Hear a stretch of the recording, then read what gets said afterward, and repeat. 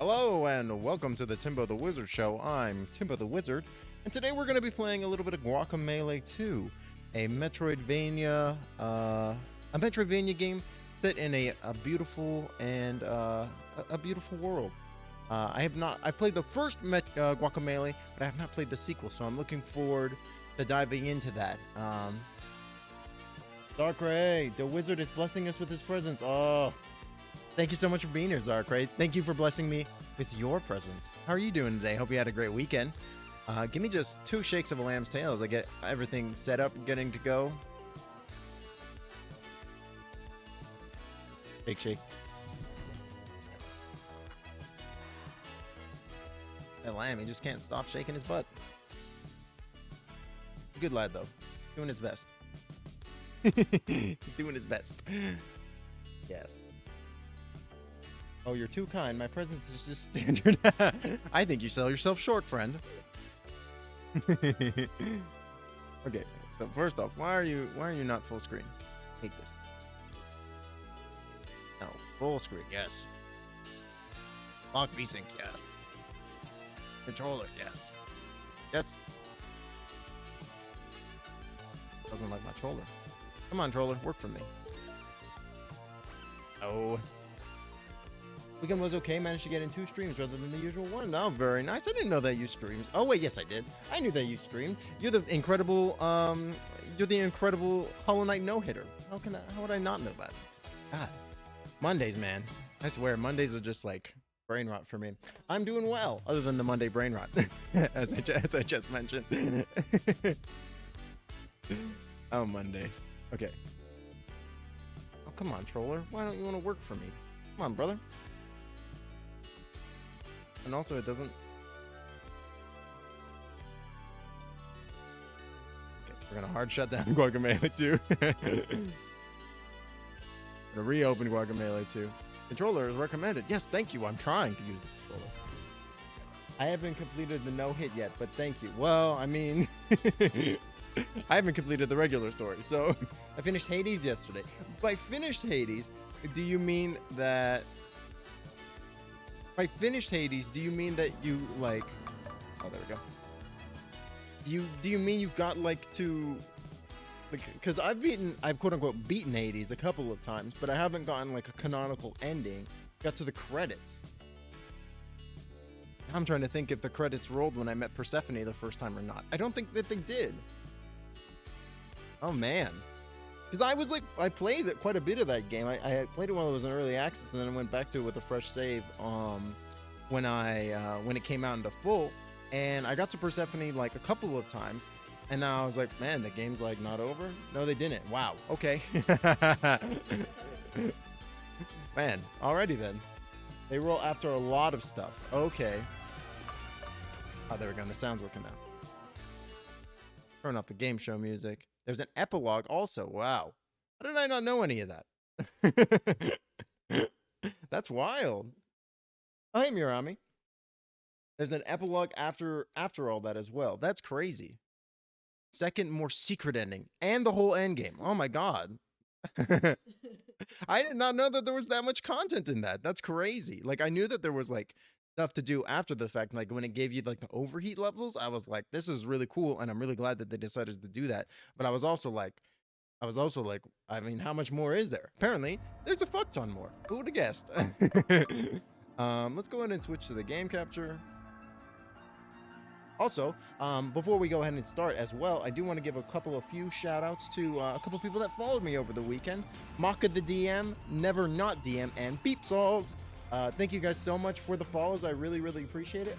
With that, we're going to go ahead and I'm going to just make stream elements. Oh, man, listen to this banging tune. Holy shit, it's good music. Like I said, I played a bunch of the first one, and I really, really liked it. I really liked the first Guacamelee. But it's a good, solid game. I'm not 100% the game, but I'm 95. Got frustrated in regards to trying to do the high heat runs. Yeah, I can imagine that. Man, you're on me, though. Like, I'm like impressed, brother. That's like real shit, dog. that's like no small feat. That's like Hades is not easy. Oh god, what am I trying to do? I remember what I'm trying to do. Oh, that's not the right. Here's the right. Okay. And two those. And we're gonna off the front. Save changes. And I think it should have updated live. I did some speedrunning stuff too. It was a good challenge for a while. Wow. And I'm impressed. And it has updated. Excellent. Oh, why is that not switched? Oh, because I'm still in studio mode. Huh. I'm back to that banging music. Here we go. All right. Yeah, Hades is like really challenging. I like it a lot, but like I find that I'm pretty shit at the game unless I'm using the adamant rail. Otherwise, I'm like, the adamant rail is my baby. But other than that, I can't like, I'm basically shite with all the weapons. Previamente en Guacamelee.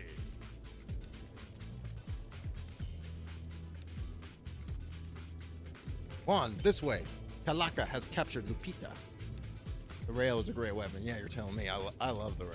I love the rail. That one's my go-to. He's about to merge the worlds of the living and the dead. This will be challenging, even for you even in your prime. Personally, dislike the bow the most. Yeah, I have a hard time with the bow too. The charge up shot is like really tricky, and I find that like the spray blast is like not as good as I would want it to be, even when I buffed it a bunch of times. Man, I almost played Hades today, but then I was like, oh man, if I play Hades, I might have to start a brand new run, and I don't really feel like starting a new profile. I should have just fucking played. Maybe we'll shift to Hades in a bit. I don't know. This will be your challenging for even you in your prime. Don't worry, Juan, you got this. If you ever wanted to do a race, I'd love to do that. Oh man, I mean, basically you just asked me if I wanted to get schooled, but I'm absolutely down for that. I'm absolutely down to lose to you. All right, we gotta go save Lupita. Look at how beautiful this game is. Juan, how dare you interrupt my moment? Your words are as empty as your soul, you ugly charo. Mankind ill needs a savior such as you. What is a luchador? Miserable little pile of secrets. But enough talk. How about you? Oh man, the visual effects in this game are so cool. Oh, just kicked my ass. How do I play this game? Screw you, buddy. That's a 6-hit combo. No. Yeah, just start with a cool boss fight. It's the Dark Souls of Metroidvanias, don't you know? I can't dodge the purple. Just tapped in the back. I'm rusty as heck and would have no problem starting there. It's been at least a couple of months since I touched it. I like the art style. Yeah, quite unique. Yeah, definitely. It's got like this really cool, like kind of storybook kind of like collage kind of look going on for sure. Huff, huff, luchador. You are lucky I spent all my energy on the ritual. I'm gonna uppercut you into the sun. But you are too late, for the black sun arrives. Come witness the merging of life and death and the beginning of my new world order. Illuminati. Isn't the Dark Souls of Metroidvania's Hollow Knight? Yes. Also yes. Zarkrai can attest to that, personally. Oh no, she's skelifying! I suppose this can be too. No, I think this one is much more forgiving of a game. I know the first one was. Ha ha ha! The power! I can feel it welling inside me. He's pogging up. Kind of a touchy subject in both fandoms. Behold! He's pogged as fuck, dog. I am Kalaka, god of the living and the dead. Now tremble under my rule. I'm gonna punch you in the fist. First says Kalaka. And I wish I spoke Spanish. Oh, purple energy rays. Oh, give me that. I'm gonna yeet it. Yeah, get yeet. Eat meteorite, son.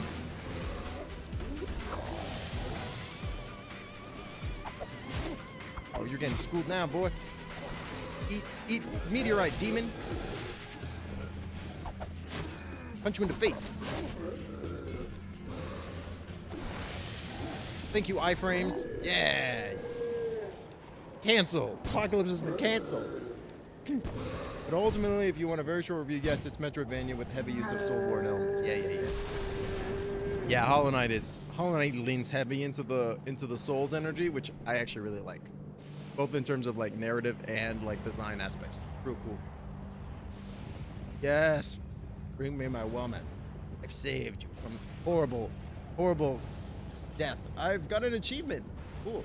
Although most of these elements came from the developers wanting to make their games similar to NES hard games from their childhood. Yes. It's interesting too, because it's like there is like a lot of correlation between like incredibly difficult games from like the NES era and Dark Souls as well. Like the cross-pollination backwards is really interesting for sure. Oh, Juan is sad because he kind of failed a little bit. Didn't show up in time. And then his luchador mask broke off of his face. A luchador can never show their face. But she's alive. The power of the mask has saved her. Huzzah! They didn't even play a single Souls game until they finished Hollow Knight because they didn't want to influence them too much after a lot of people in beta compared. Oh, really? That's fascinating. Yay! Happy ending! Juan is the victor! I'm the savior of the reality. Huzzah! Arriba!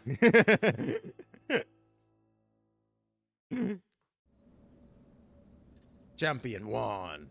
Oh man, look at how badass I look in that picture. Oh, now I got a beer gut.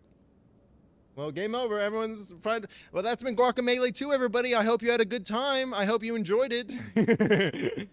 Papa, are you looking at your posters again? It's playtime. Oh my god, yeah, I'm Fat Thor now. Where's Korg? Oh no. 7 years later.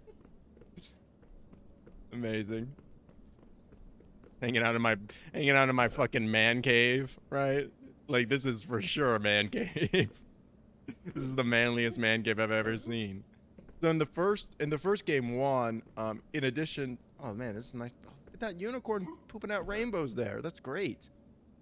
In the first game, Juan was a tequila farmer, but I guess he's gotten like a family now. I guess him and Lupita married. Oh, there she is. Oh man, I wish I spoke Spanish. Celito, have you seen the kids? Giggles. I guess I'm gonna have to eat all the ice cream myself. I think they're calling my bluff. Man, I thought that would work for sure, to be honest, dog. Okay, bye, wifey. I might actually eat all the ice cream. Yeah, that'd show him. His name is Juan. Juan. It does kind of sound like one, though. Juan. There he is. I'm a tomato. When I want to grow up, I want to be a tomato. Come back, my little tomato. Did they seriously just lure me into this room with all this booze so that way the kid could say, I'm a tomato? Come back, tomato.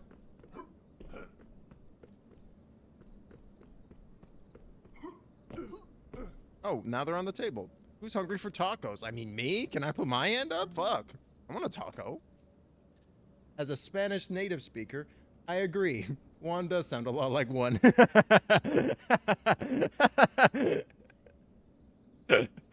Oh man, I'm gonna apologize in advance for butchering the pronunciation of any Spanish words that are going to appear in this because I definitely will. Me. Well, they're almost ready. Esperanza, Juanito, get off the table. Yeah, dog, it's dirty as fuck.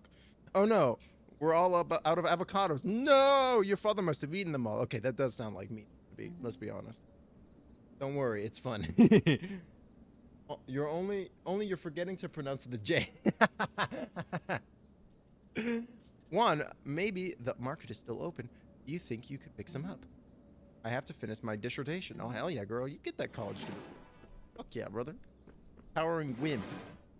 Who wants to play the silence game? Oh, man. It's beautiful. The first game looked pretty, too, but this looks way prettier, actually. Man, oh, but this is still the, this is still his farm. What's the name of the plant that tequila grows from? Can't remember, but like I think these are those plants. Color palette is agave. Yes, that's it. Yeah, the color palette. I mean, the entire design of this game is gorgeous. Yes, agave. Pueblucho. Man, they really upped like the detail level on the background items and stuff too. Chickens! Come here, my Pollo friend. Oh man, the music. This music is from Guacamelee 1. You gotta say for me, buddy. It's our hero Juan. I can never thank you enough for saving us in the last game. He really said it. Come down to my restaurant someday. I'll hook you up. One free appetizer on me. Oh hell yeah, dude. I want I want guacamole. Simple man. Wow, look at this big. Wow, look at this sweet statue of me. Nice. Juan, so nice to see you out and about. I know Lupita worries sometimes. You'll have to bring the family over again for dinner sometime soon. My new tortilla soup recipe will knock your calcetines off. I have no idea what that word means. Socks! Pueblucho literally translates to small village in a descriptive, loving manner. I love it. Nice.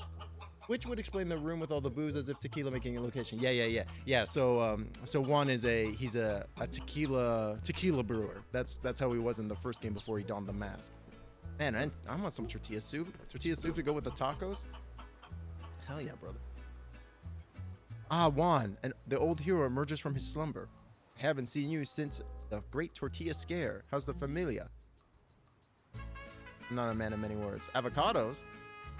Well, you better hurry. I saw Frey Ayaya around the vendor. He looked hungry. So this guy, I think he was, in the first game, I think he was an enemy, but eventually he becomes like your ally. And he's like a cool guy. I think his name is literally like the Jaguar.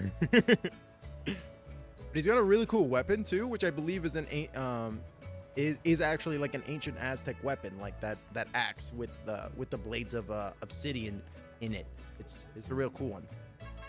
Seems like just yesterday when we were rivals and Calicut was defeated. How things have changed, mi amigo. Indeed. Time, am I right? What do you got to say? Don't see many luchadors around these parts anymore.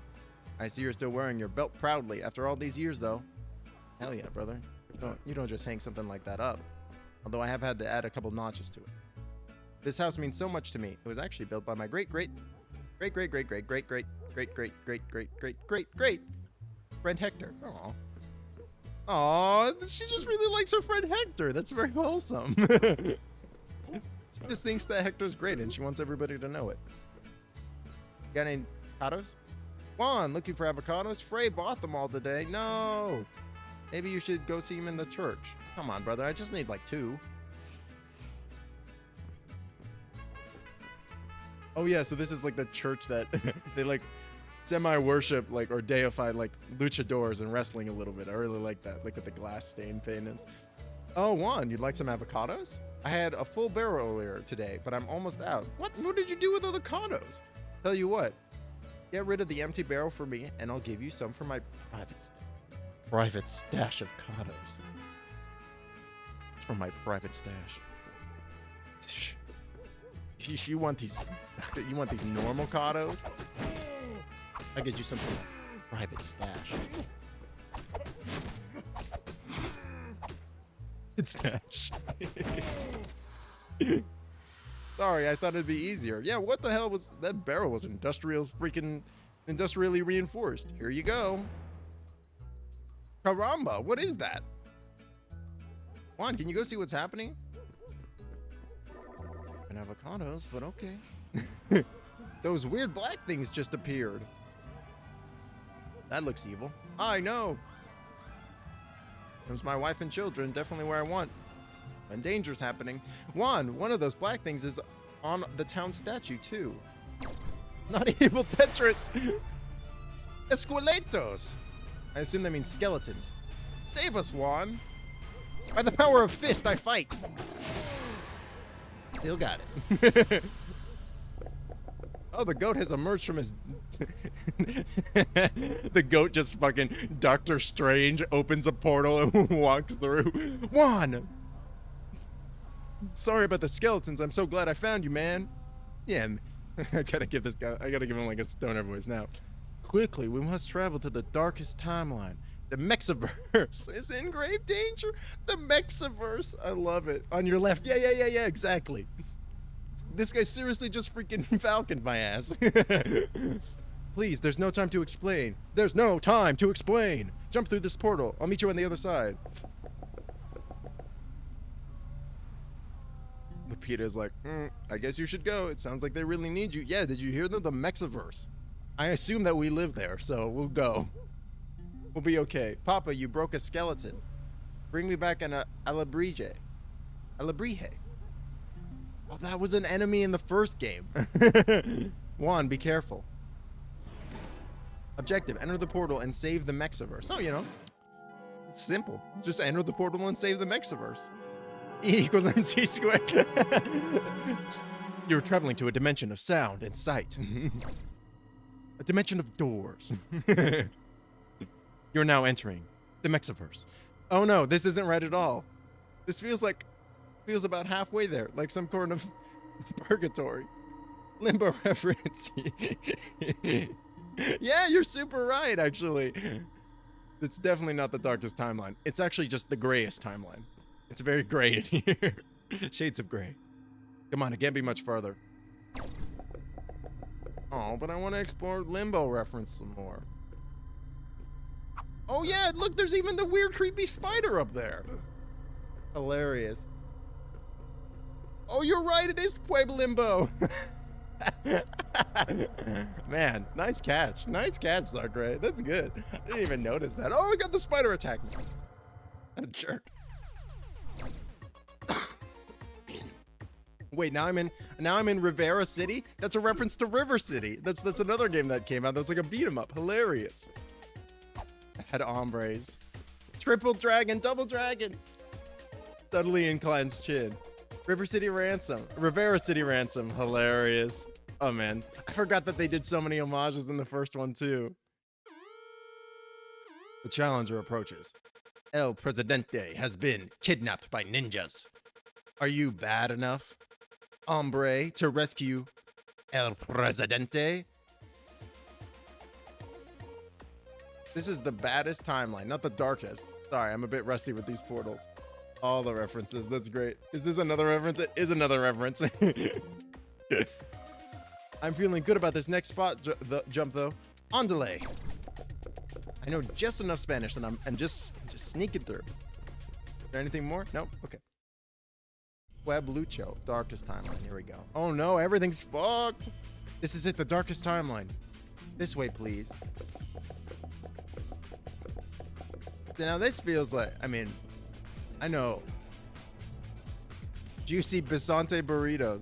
Bison burrito. Prison. I know this is like, it's not a direct, probably not a direct reference, but I know in Community they made like tons of jokes about the darkest timeline and stuff like that, which I always think of when they reference things like this. I can barely believe it, senores. Ue chivos. I probably fucked that up. It was horrible. Please describe what happened. I was just fixing up my bike when Salvador, you know, the Salvador, the one that killed Palaka, showed up.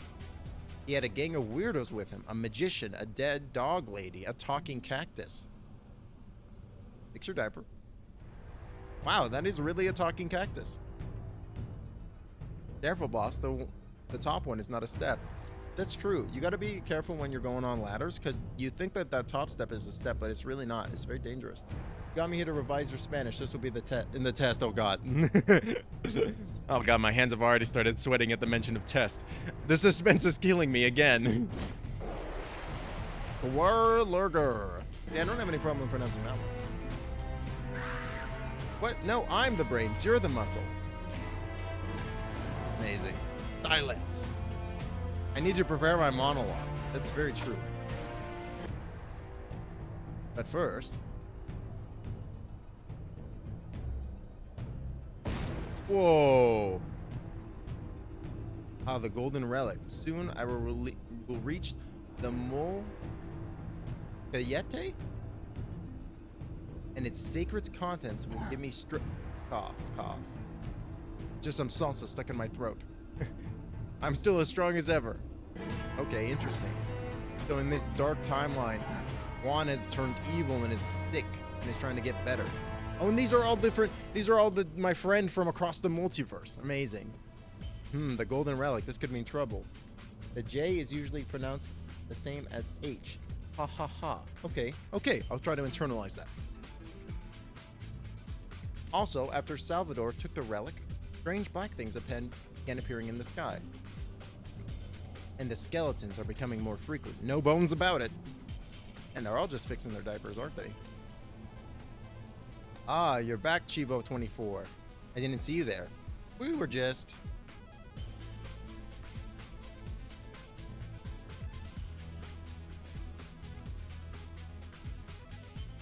Seems to be lost in thought. Wait. Please don't tell me that is the Juan. Yes, this is the last Juan left alive. The very Juan I told you about. I'm the only one left? He defeated Kalaka in his timeline, saved Lupita, and survived. Suspense is suspenseful. I know, right? Incredible. This is the Juan? Yes. Alright, well, only surviving Juan. Please step forward. It's awkward. Have you heard of the 3 legendary relics? No. Salvador has taken one of the 3 relics created by the god of time. But disturbing these relics could cause the timelines to collapse in on themselves. And time travel. Yes, the Mexican Triforce. Exactly. The Triforce of the Mexiverse. Salvador's evil ambition may very well lead to the end of the Mexiverse. And I'm invested, though. Are you kidding me? Gasp. Not the Mexiverse. Juan, go and find Mask Guardian Tostada in the mangrove swamp to the east. Los Manglares. No more Mexiverse, only evil Tetris. Tostada will help you find the sacred mask. You're going to need it if you hope to stop Salvador. Right. Go to the right. I can do that. Oh, wait, I want to see what this guy's got up with this building. Oh, my God. Triple Amenaza Las Gemas? Get that reference, right? It's a freaking Steven Universe reference. Amazing. Juan Aguacate? You're alive? I thought you died at the hands of Kalaka years ago. Oh, wow. So in this universe, we are dead. The Batalla de Siglo El Hombre versus Esquelito. Oh, Pantera! Amazing. Oh, man. That's so good. Sasha. That I don't get a that might not be a reference. That might just be an in-game thing. There used to be a tequila maker who lived near here a long time ago. You look a lot like him. Could be his cousin. That weird magician had a dancing chicken trope with him. Did I imagine that? It's been a weird day. Ave field of the darkest timeline. Careful, young man. Nobody's lived out here for years. Nothing left. The dust and the odd Esqueleto.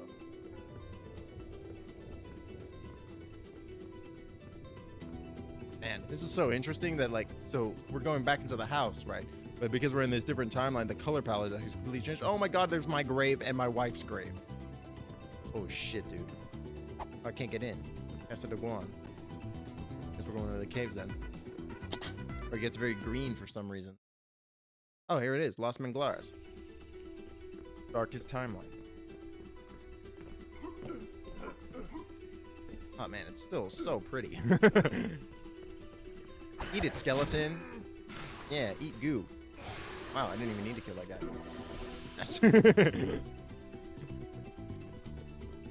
I like these blue bugs. Oh, these little freaks. Get out of here. Oh, uppercut. Yeah. Downpercut. So the reason why I really like the first game so much is because it totally is like a fighting game. Like you get these sweet uppercuts and stuff. It's awesome.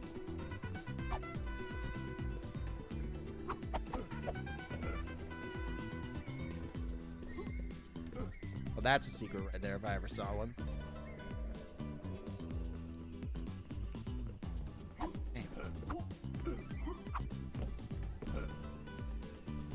Oh, hey, it's Tostada. Juan? She was a playable character from the first game, and the co-op character. It is you. Boy, Chivo really did it, that crazy goat. It's me, Tostada, Guardian of the Mask. Do you remember me? Really strange to see you again. Nice mustache, by the way. So thick. So thick. We were so close to defeating Kalaka in this timeline, Juan. And she looks badass. I swear we won't make the same mistake with Salvador.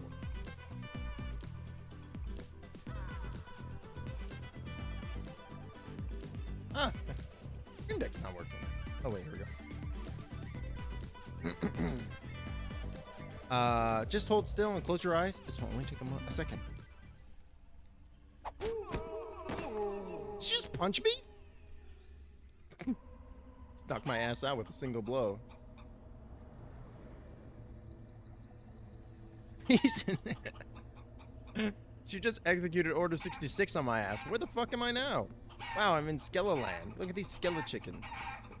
I love them. Skele chicken.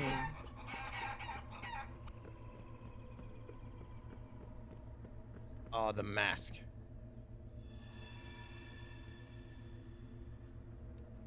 So sorry about killing you back there. Had to get you back to the dead of the world of the dead. Oh, right. Right. Anyway, look, here it is. A bit tattered from the last adventure. It's waiting for you, Juan. Go on, before you turn into a skeleton. Right, so in the first game, it was all about, like, the worlds of the dead and the living merging into becoming one. And so there was, like, a lot of interplay between, oh, yes, I'm magical girl transforming! Magical luchador girl! Amazing!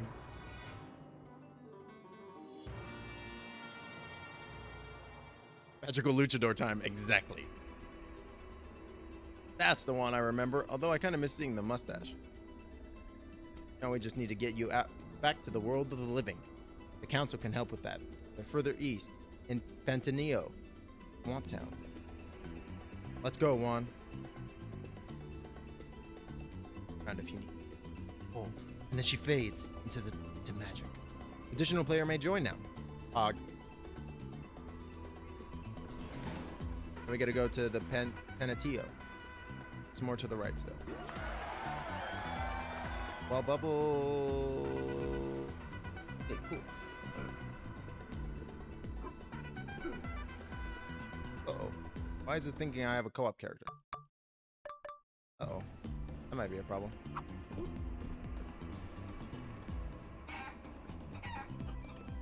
Uh-oh. Uh-oh. It thinks that I'm... Oh, dear.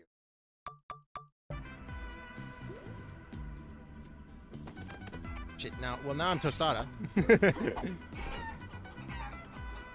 It seems to be thinking... It seems to be seeing both controller... My one controller as both characters, which is an issue that I sometimes have on this PC. Hold on, let me see if I can... Maybe if I just do... I just do this. Okay, that seems to have worked. Uh-oh.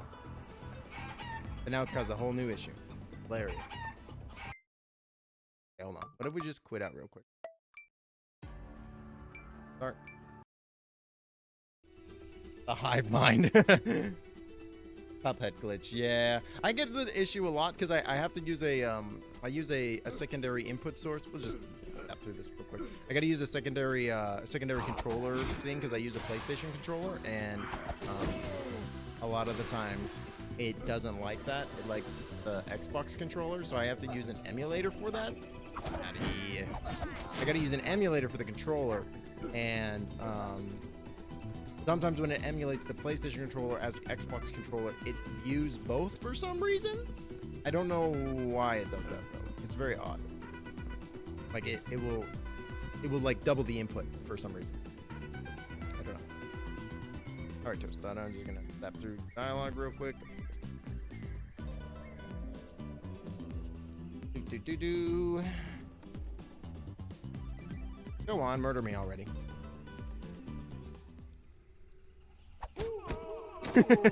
Snap.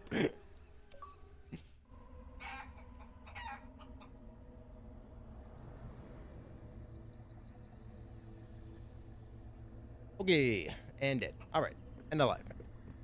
Alive while being dead. Dead alive. You know, it's a game that I just realized this kind of reminds me of a little bit, but I never played. I never played Grim Fandango. I probably should play that one. I hear it's really, really good. I hear it's like really, really good.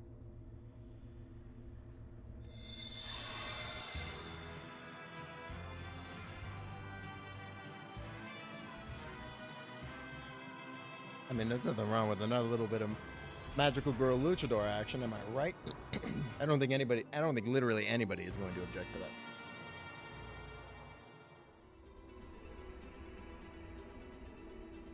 In fact, we'll just say that I intentionally quit out the game so that way we can see that one more time. Haha, I got him.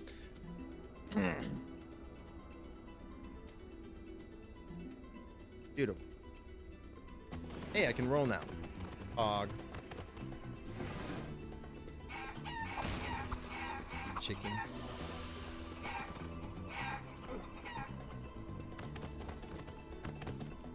In the first game, eventually you do get an ability to turn into a chicken, which is awesome.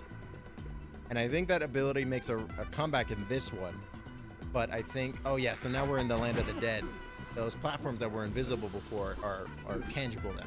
Jump on. You're gonna enjoy the transformation. Yeah, exactly. Pop, pop, pop. Once you've knocked them into like a weakened state, you can like toss them around. It's dope. You can also just do like sweet suplexes and stunners and stuff. Oh. Some stuff you can dodge through too. You can also like grab dudes midair and stuff. It's awesome. So much cool shit you can do. Including just punch guys something. This is another big thing in the first one, where it's just like these combat rooms.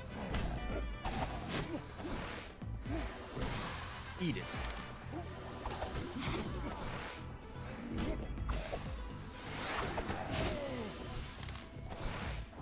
And grabbing a dude gives you iframes, which is really good.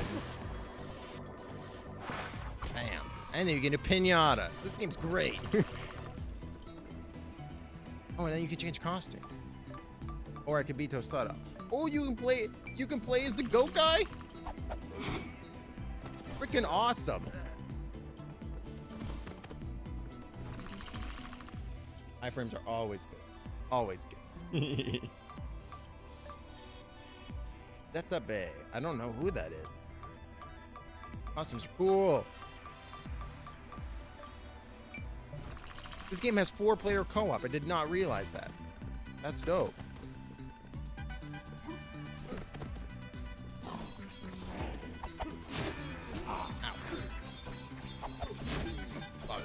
All right, well, thanks, guys. Yeah,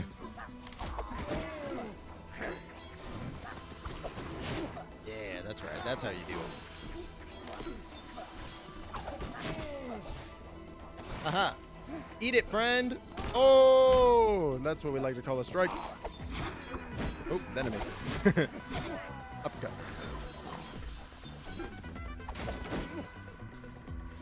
Want some of this? Oh, you don't. Nah, you don't. 10 out of 10 shot, thank you. Lucha.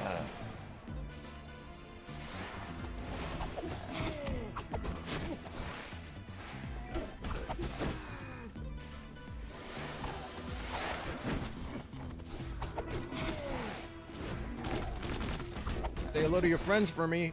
Hey-yo. Oh, the bone got me. Slam. Come on and slam. Boom, baby. I'm basically the world's greatest luchador. Pretty much, I mean. I don't think I can go up there just yet.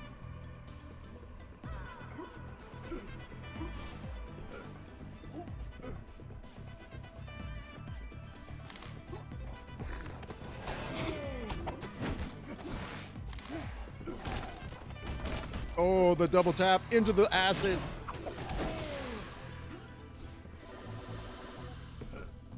Eventually you get like sweet like freaking cancels and stuff that you can do. Like this game is like, or at least the first one was like a full-blown fighting game. It's awesome.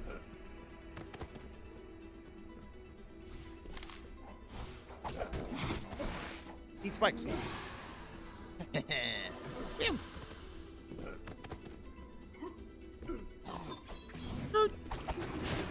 These guys are strong, but they're very weak. It's very oxymoronic.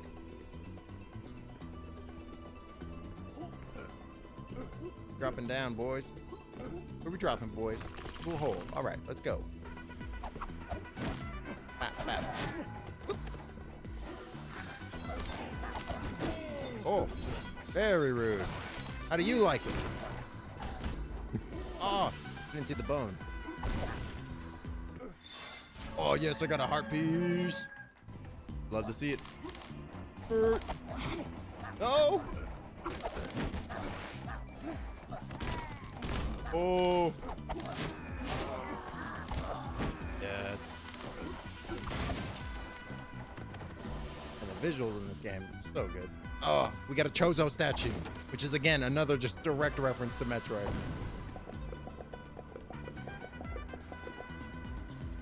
Juan tostada. Finally, Dios mio, my butt was getting numb from hiding in that position. You're really looking like a proper luchador now, Juan, but flashy garb means nothing without the fundamentals. You'll need to get reacquainted with the proper moves if you're going to face Salvador. In case you forgot, Chozo statues hold the secrets of ancient luchador techniques. The one you just rudely destroyed contains a legendary Rooster Uppercut. Rooster Uppercut breaks red blocks and can be performed in the air. But if you use it too much, you'll tire yourself out for a while. That's what you get for neglecting your training, man. Yes, Rooster Uppercut is again a classic move from the first one.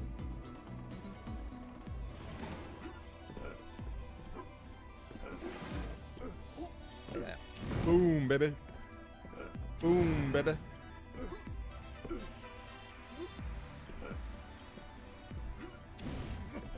Some of the time you need to actually use it as a secondary jump.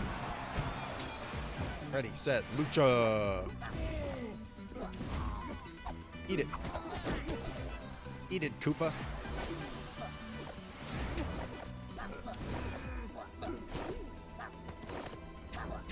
It.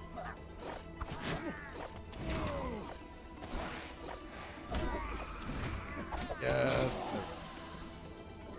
Third wave, third wave, third wave.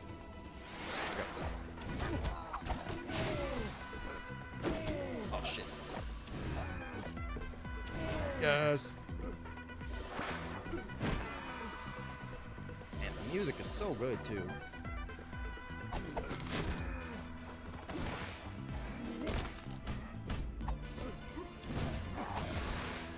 And slam. Yeah. Wombo con. Oh shit. Right into the ass. I'm glad that that doesn't actually hurt me. It just is like, yeah, just have another go at it. That guy sucks. Oh. Thought he wasn't going to be able to get back up. Got back up.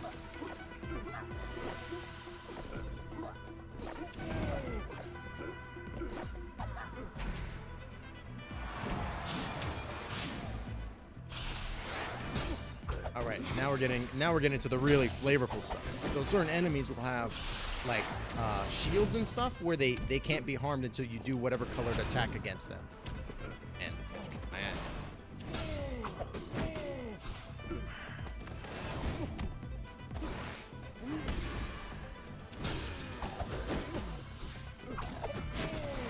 Flare. Pop. Do it again.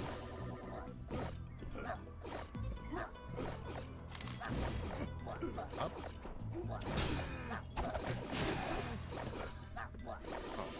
Oh, not bad.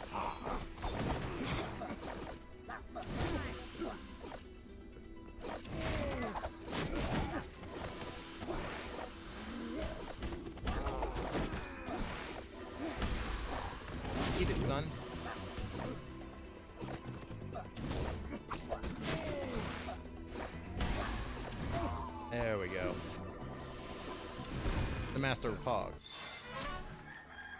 And I think that's another, like a magic thing. I think it gives me the little yellow orbs.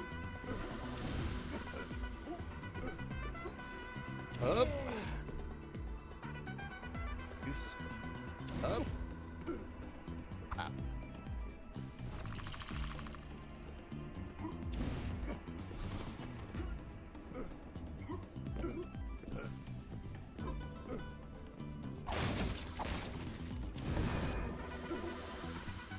Man, well, so far this game is like really living up to my expectation of what I was expecting after the first one. This is like really good, like real good.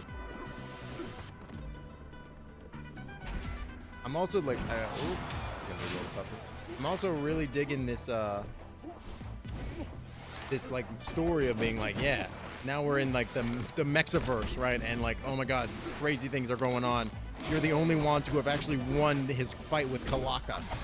And everybody else, all the other versions of Juan died, and so you're like the one true Juan, the one true Juan. Eat it. Oh, combo. Oh, my combo. Will he make it? Oh, just a little shy. Ouch.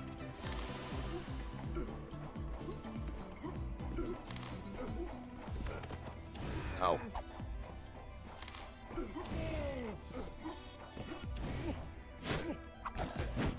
Damn. Kind of depressing for the other ones, though. You do be right about that. You do be right. You do be for sure right about that. Not like they're all one just because they failed. Yeah. A little tricky, right? That's a lot of multiverses that must have fallen too, if that's the case. You're getting deep.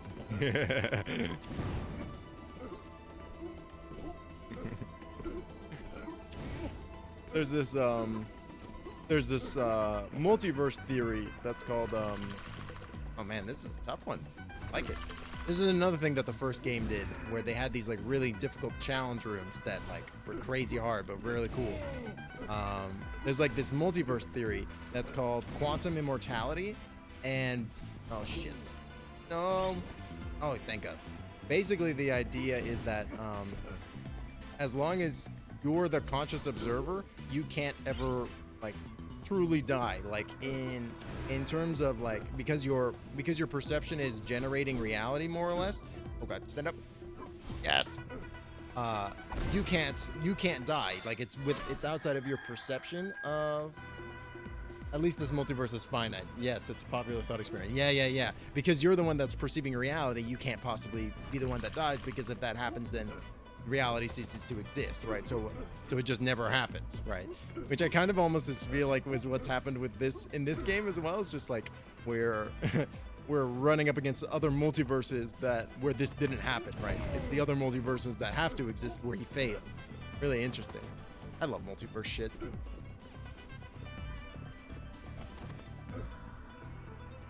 Man, this is cool. They really upped the visuals of the Land of the Dead. I'm here for it. Ryak, son of Tilk, a legend in the chat. How are you doing today? Welcome in.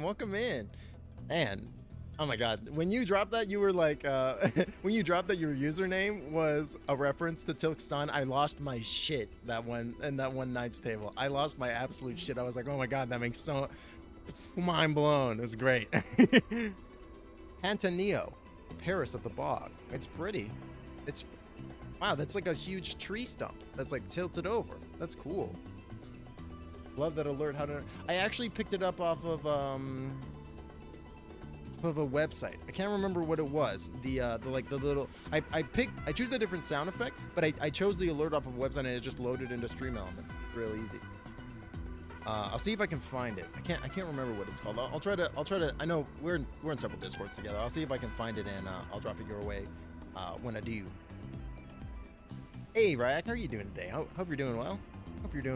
There should be a portal back to the living world inside that giant tree trunk. Cool. Oh, cool. Yeah, let's get out of Deadland. Although there are some really cool characters back here. Wow, we don't see a lot of luchadors come around these parts. Welcome to Pantanillo. Thanks. I like your hat. Don't you just love the small town feel of this place? Tucked away from the bustling city life, also peaceful. Man, I love these like dead people who are just like, yeah, life's nice when we're dead. My PC can barely handle stream alerts when streaming, so I'll have to get some simple tips. Nice.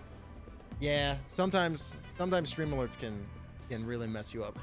Streaming is such a fiddly thing because it's like if you don't have your settings set just the right way, like the GPU or the computer or like, and that's all individualistic, it can really like affect the quality of the stream. I know I'm still like pounding out that kind of stuff too. I'm doing all right. Can't focus on work, so here I am. Well, I'm happy to I'm happy to have you, brother. Welcome in. Welcome in. Getting a new super powerful PC in the summer, though. Oh, nice, powerful PC. Oof. Very, very nice. Very nice. Yeah, I'm a big PC boy as well. I don't blame you. So, Ryk, you do programming stuff, right? Like I know you're a developer, right? Or maybe that's just what I've heard through the night's, you know, water cooler style area. Because I heard that you had taught yourself Python, which I thought was really cool. My current PC is 7 years old and also has a very old setup. Yeah. Do many things. I don't stream coding though. Ah, gotcha. Well, aren't you a strange sight? A living luchador in the dead world. You don't see that every day. Oh, look at this guy. I think it's a girl. With the pigtails. She's getting jacked, brother. Pumping iron. Oh, why head there, stranger? Excuse me while I'm blasting my delts. Yeah, rip, brother. I don't want to embarrass myself too much. Well, I'd get enough of that with PUBG. No problem. Sorry, didn't mean to shine a spotlight on you. Well, now, would you be interested in getting fit? Hell yeah, brother. You don't need old boning old me to tell you it'll take work more than just lecturing to listen to a lecture. You got to work. Load up your skill screen to see the workouts I've got in store for you. Soon enough, we'll get you ripped. Hell yeah, brother. Let's look at my workout plan. Oh, cool. So I can buy workout plans for it. Let's get the health. Oh wait, no, I think I've already started with that. Cool.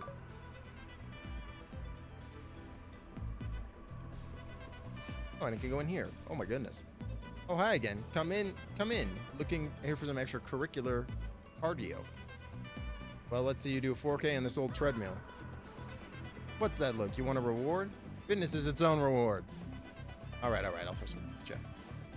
Now show me what you got, young man. I think you have to select it. Oh yeah, you're right.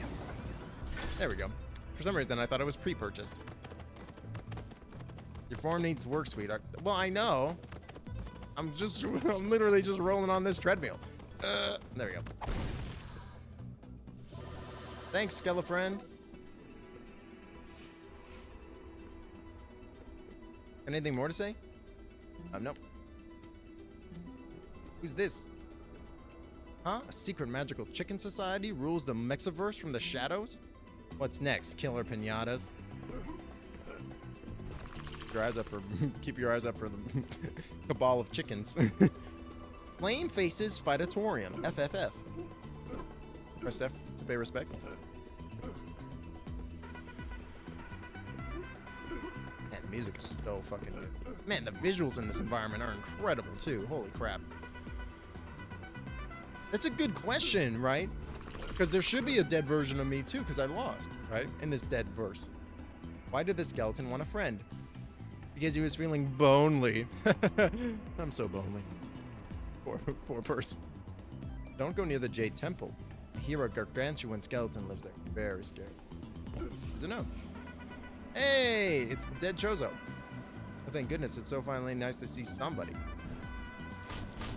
Oh wow, he turned into a skeleton version of himself. That's cool. This portal here will lead you to the living world. Go ahead and jump right in when you're ready. The council's waiting. Okay. Well, is there anything up here? Oh, like it. All right. Whee! Wow. There really are a lot of people in here. Welcome, Juan. Masked Guardian Tostada. People are excited about Tostada, too. Excellent. Tostada, you made it. And with the luchador. Amazing. Juan, we are the Council of Ue Chivos. Welcome to our secret hideout. So this is like a reference to like, I was gonna say Rick and Morty, the Council of Ricks, right? But that's a reference to Marvel, right? With Mr. Fantastic. Isn't there like a multiversal council of Mr. Fantastics or something? I'm not. The council will decide your destiny. We think Salvador may have left maybe after the sacred guacamole. Let me explain what that is. Lights, please. I mean, I feel like it's fairly self-explanatory. Oh, look at that avocado. It's perfect. Tiempo chit. Oh, shit. I didn't read it. He spent centuries perfecting his recipe.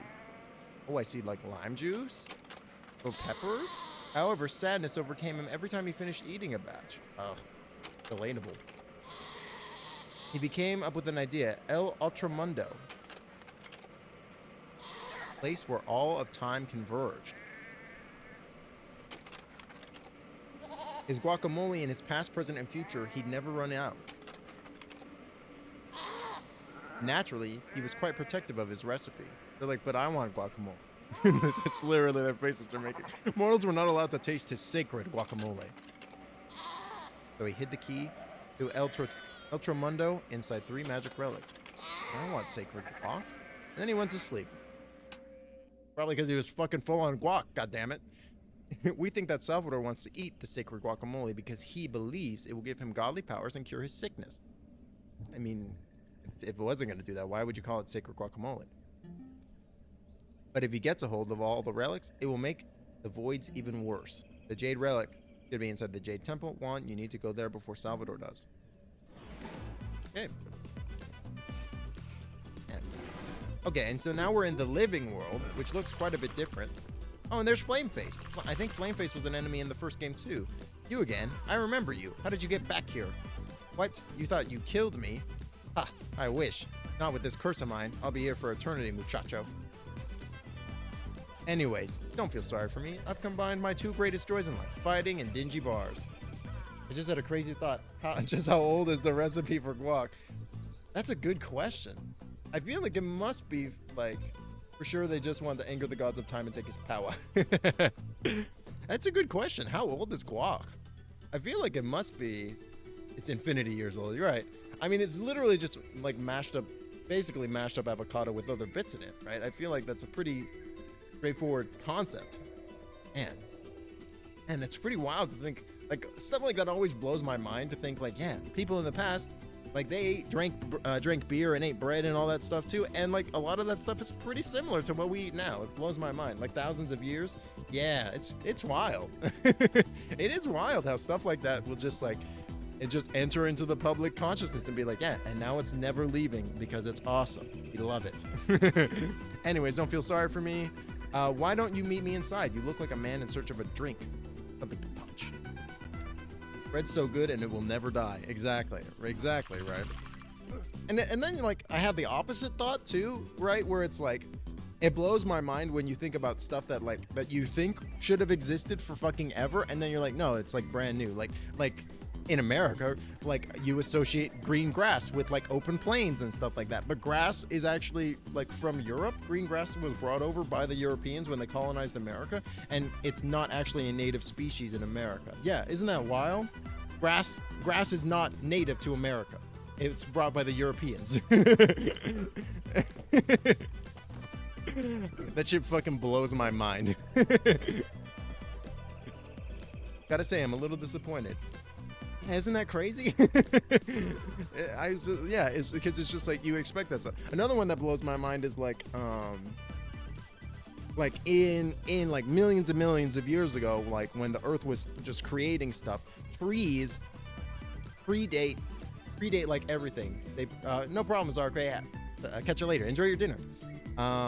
Trees predate everything. They predate animals, or they predate like modern insects, like bees and stuff. They predate flowers, and grass and stuff like that. Because like flowers didn't exist because there weren't pollinators in order to be able to. Oh my God, Hawkward just raided. Welcome in, Hawkward. Wow, hi everybody. I'm Timbo the Wizard. We're playing a little bit of Guacamelee. I'm a luchador who's like traveling through the Mexiverse in order to try to save save reality as we know it. Hey, everybody, welcome in. Welcome in. Oh, my God. Thank you so much for the raid, Hawkward. Oh, I can do a new thing. I got a new thing. Aha, check this out. Bop.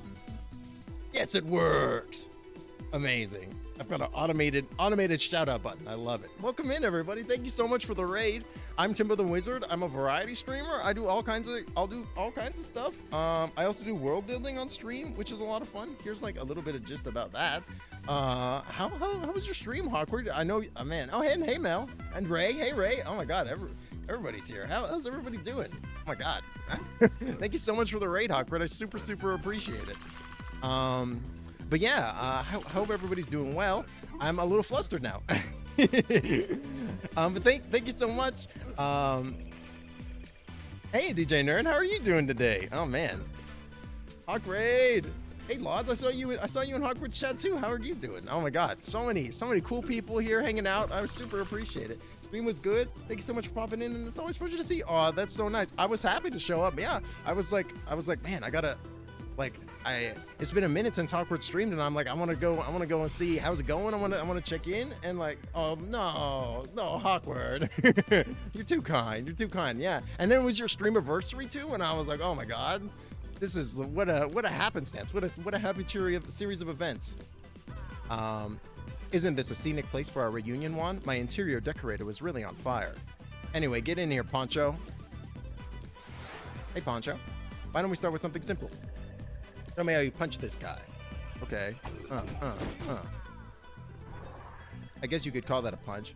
I guess more like being slapped with a soggy torta. I bet you can't punch like that in the air, though.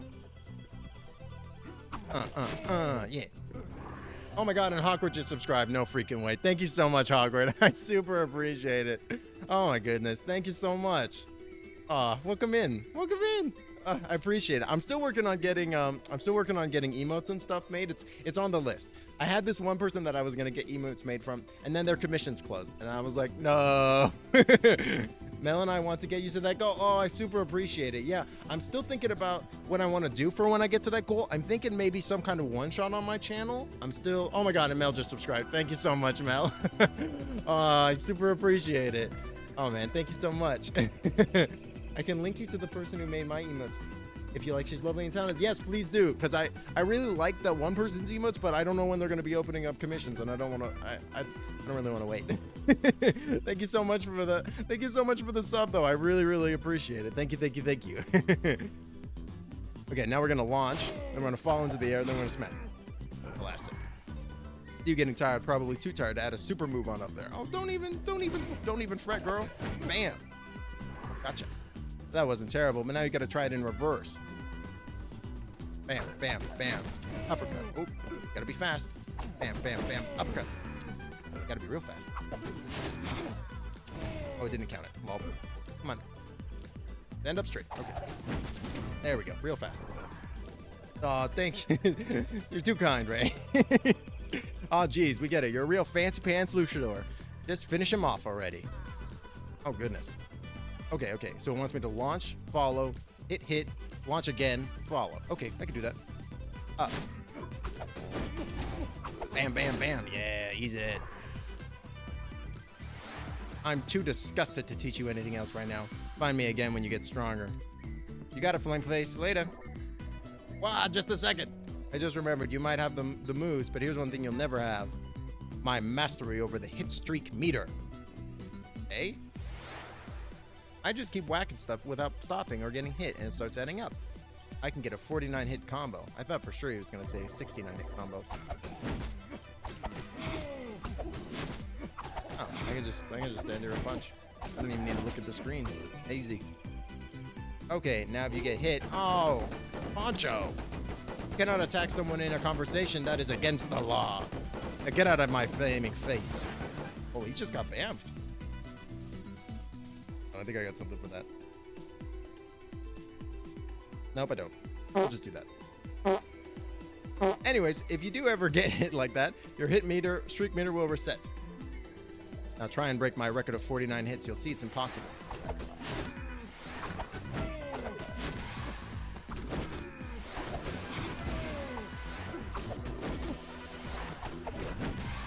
There actually attacking me back now, so be a little cautious. Easy. But no! I don't even know how you broke my record, Luchador. You must have been using power moves to get even bigger numbers with each hit.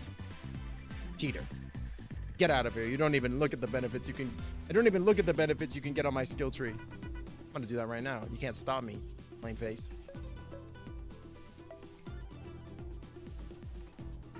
Your 3-hit combo will become more powerful. Your dodge. Use dodge when you hit to get the ground up quickly. Get gold for hits after a 25-hit combo. And all those seem real good. As soon as he was like, get out of my face, get out of here, like, I was just thinking of Potion Seller. You can't handle my strongest combos. My strongest combos would put you in the ground. Oh, thank you so much for that link, Hawkward. I very much appreciate it. I'm gonna have to check that out. Oh, this guy is the fast travel dude. Whoa, how long was I asleep? I was dreaming about that sacred guacamole. Could really go for some. Can't quite get the recipe right, though. Always missing that special something. Have you seen any of my brothers? There's a faint family resemblance. If you can find any more of us, please wake them up too, so we can transport you between us.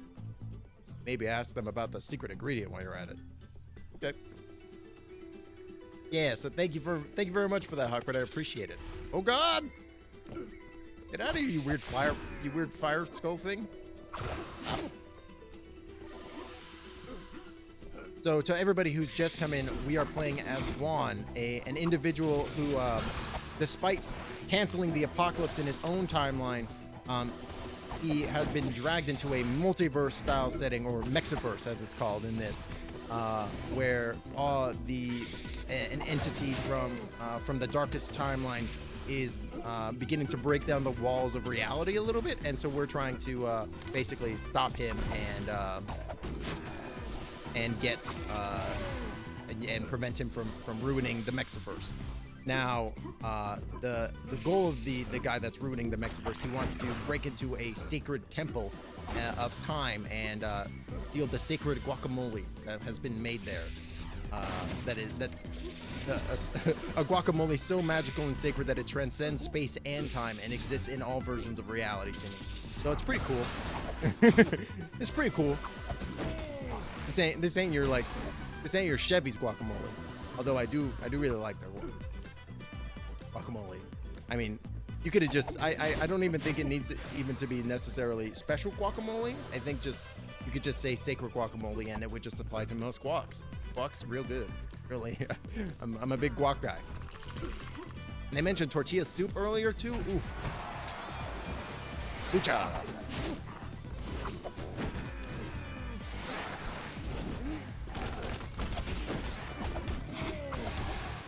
Oh God, he's got a shield. Eat fist. Oh God, he's a big boy. Oh Lordy chonky.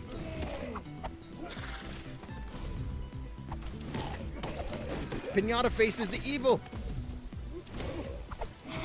Yep. No. Yes. Huzzah. Fuck is amazing. Ray knows what's up. Ray knows what's up. We were just talking, like right before the raid, we were just talking about, like, I wonder how long guacamole has existed. And we came down on the thought of about several thousand years, because guac has just existed for ages. And it's fairly straightforward, right? Ah, at last, the sacred Jade Temple. Can you smell the mystic odor of dark magic? Oh, is that what that funky smell is? Once Salvador gets the Jade Relic. Say no more, I will retrieve the relic. And Salvador will be friends with me. Best friends. This is not one of your plays, Muneko? Probably fucked that up. Please, I shall not fail. My Lord of Darkness shall not be relicless as long as I, the amazing Muneko, can tap dance 5, 6, 7, 8. Ugh, not another musical number. Okay, Muneko. It's showtime. I kind of like that guy. I know he's like a bad guy, but I like his vibe. Looks like we have company. Let's find our way across. Find a way into the Jade Temple. Okay. Well, obviously I need something to do with these bird things. Oh goodness. Let's just drop all the way down. What could go wrong? Ow. Other than being immediately punched. And there's all kinds of ways to go down here. By all kinds of ways, I mean basically this way.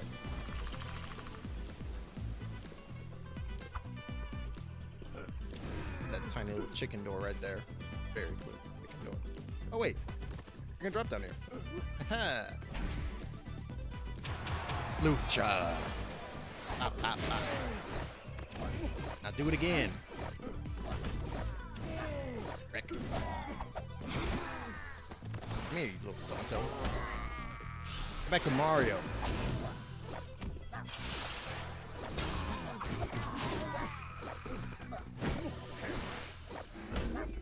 Oh shit.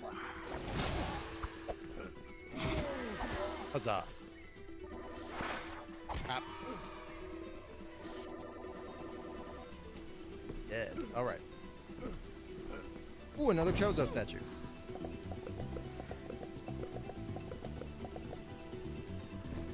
Oh, dude, it's Punish Snake. Hey, Juan, my man.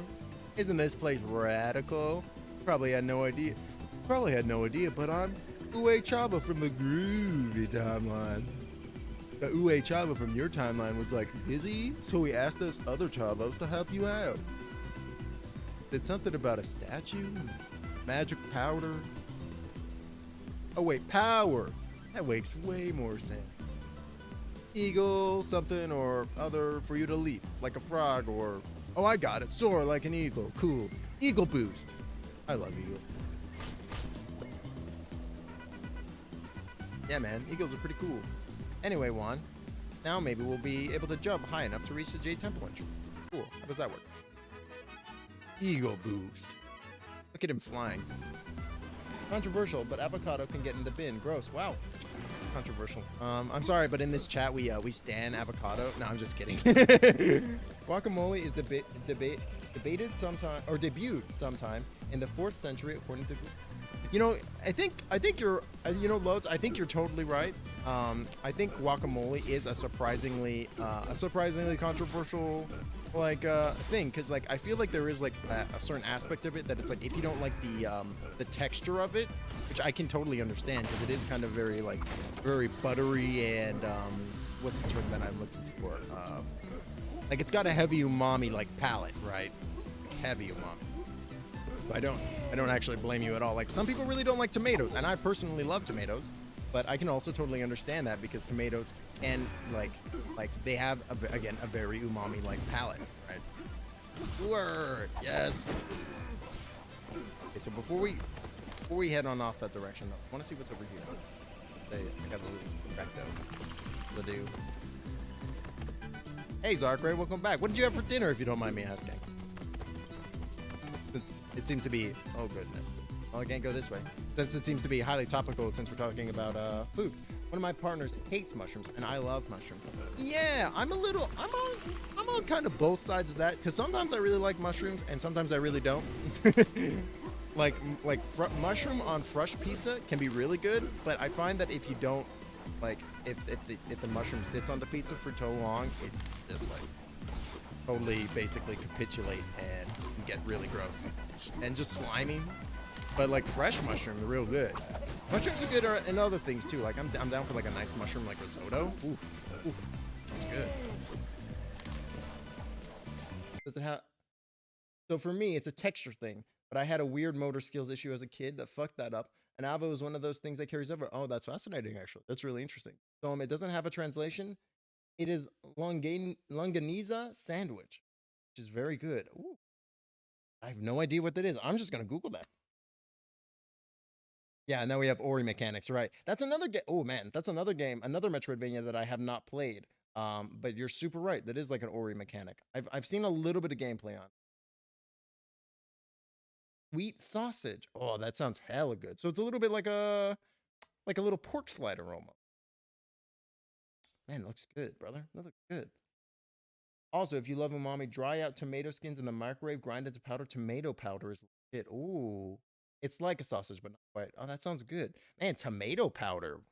That sounds fucking pog, actually. That sounds hella good. Holy shit. Tomato powder. Yeah, why have I never thought of that? That sounds like such a good idea. What's up here? Oh.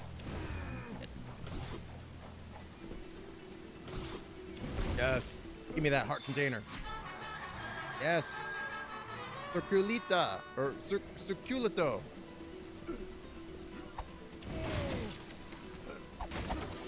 We literally have a national holiday where we have some for dinner the entire country. Oh, that's super interesting. That's cool. Oh shit, I'm not on the back of the bottom. It's wild.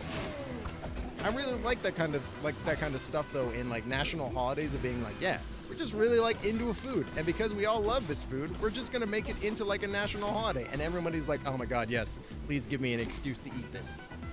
It's called Huevos Lardero. And it's always on Thursdays. Second Thursday in February. Yeah, food related. I almost said food related Thursdays, and I was also just gonna be like, yeah, I mean also food related Thursdays. Any Thursday that's food related is good in my book. Goodness. I like this mechanic though. It's like very momentum driven. Cool. Templo de Jade. Darkest. The fact that it keeps saying darkest timeline makes me feel like we're gonna go to other timelines too. We're gonna go to. So now we're in the dead world. So that's what these portals are. These portals are like dead world. Chicken! Oh, he's gone. Oh wow, look at that reflection. Goodness.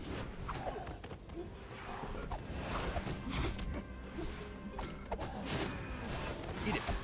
Oh man, that back row was so cool. So long.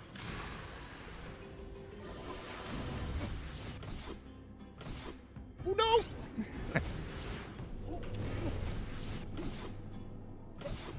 There we go.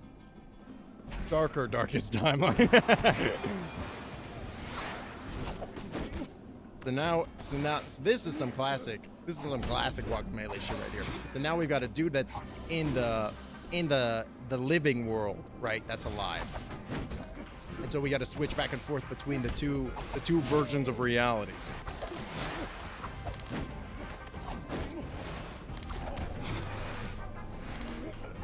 Bam.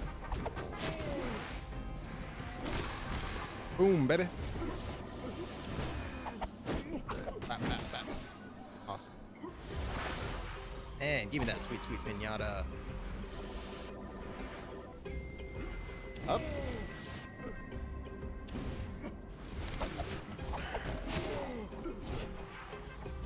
Yeah, I really like the puzzle platforming elements in this game. It's real cool.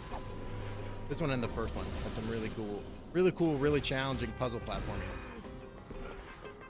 Bones are known to always hit, whether it is in the living or in the dead realm. Yeah. Those bones are heat-seeking. Heat-seeking cross-reality. And this guy's a little bit bigger. He's purple. Oh goodness. Duplex.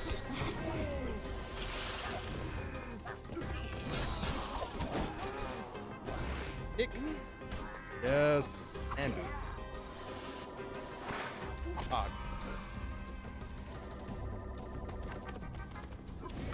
Nice button. Fun. Checkpoint.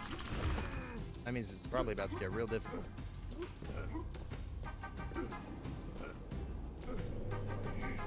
Whoa, whoa, watch where you're stepping.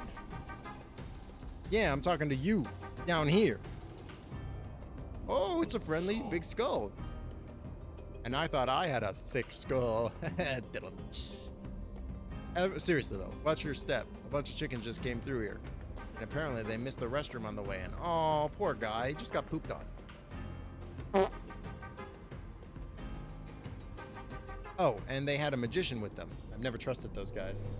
I think he might be my Skelly friend. It's so bossy. Me pick a card. Why don't you pick a card? Anyways, I got no beef with luchadors. Mi tempo es su tempo. Nice guy. Awesome. Thanks, bud. You're like a chill giant skull. I've met a couple of giant skulls in my day, and you know, sometimes, but you're like good bloke. Like, yeah.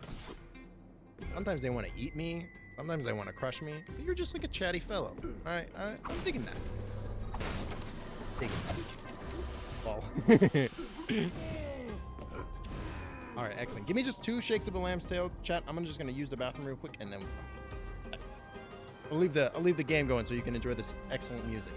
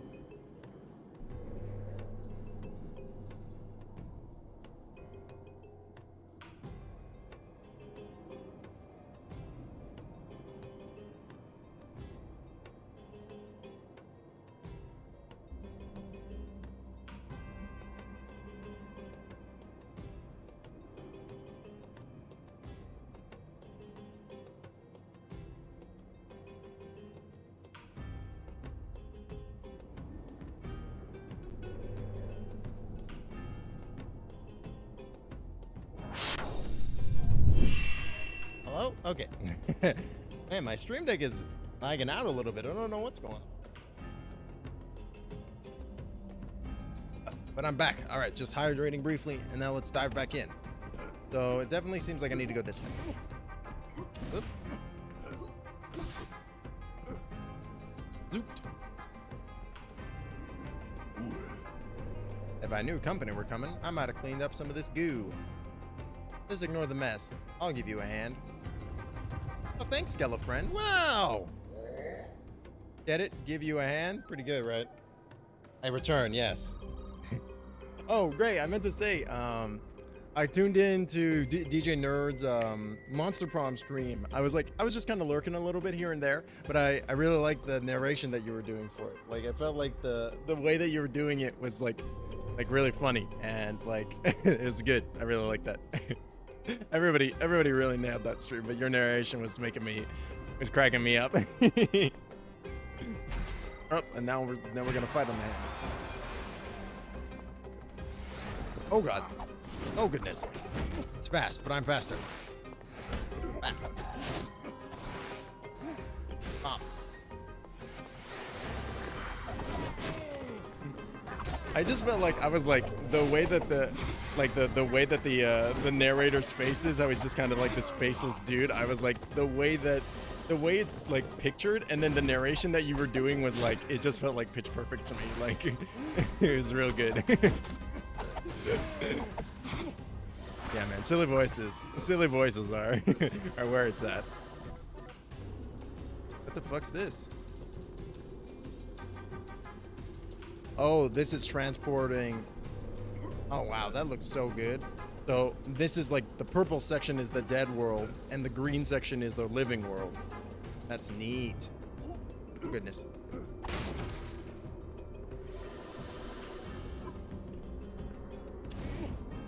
Cool. This game has some really incredible graphic design in it. It's real neat. Oh god. Excellent. Ooh, ooh, ooh. I fucked that up.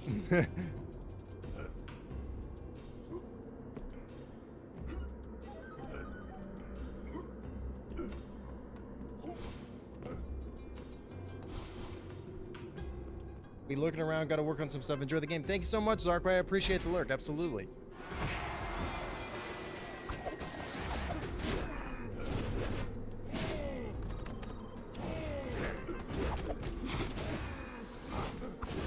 Oh, you can see the guy in the back.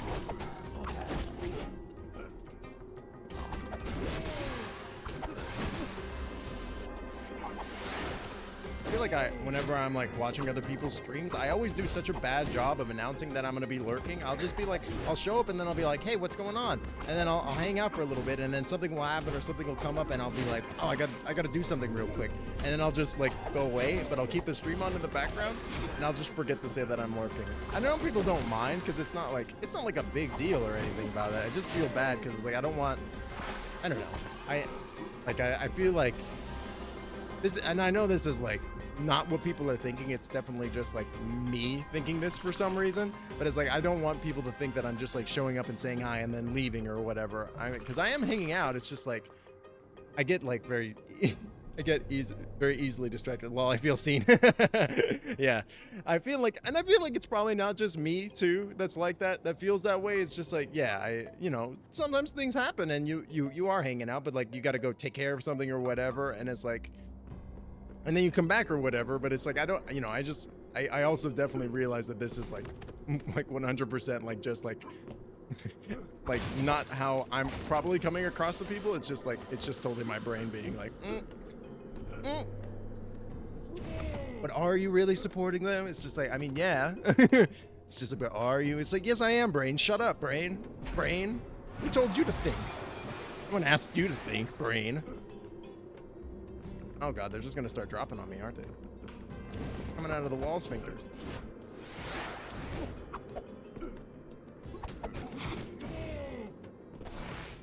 That's like 90% of how I watch Twitch. I'm almost always doing something else, and then I have the stream up. Yeah, exactly. Yeah, I'll often go make myself a drink, come back, check my phone. Yeah, exactly, right?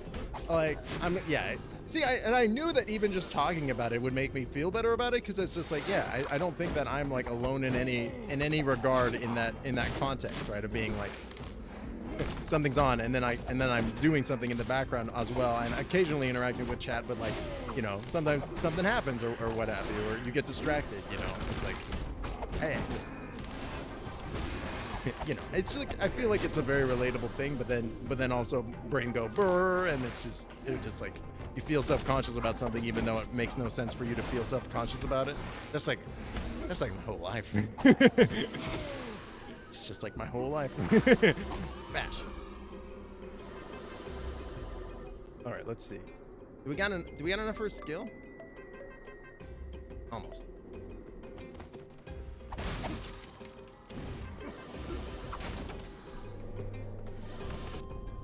Brains are mean. Yeah.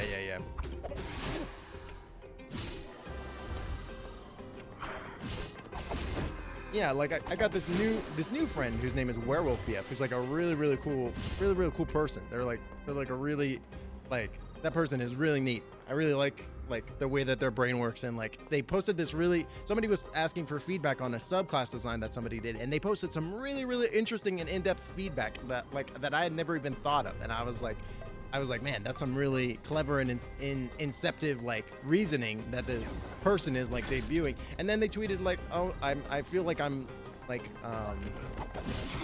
I'm being mean, or like the way that I'm saying things is coming across badly. And then he said something they said something along the lines of Hellbrain, and I was like, man, that feels very relatable. That feels very relatable. Yeah. That individual is very cool. I know that I believe they use they them pronouns, so I don't want to misgender them. But yeah, Werewolf PF they're a cool person for sure. They were planning on doing a Cobalt stream, which has unfortunately been postponed I think it's happening in April now. But I'm super excited for it. I'm excited to see what exactly they've got planned. It should be a lot of fun. I'm looking forward to it.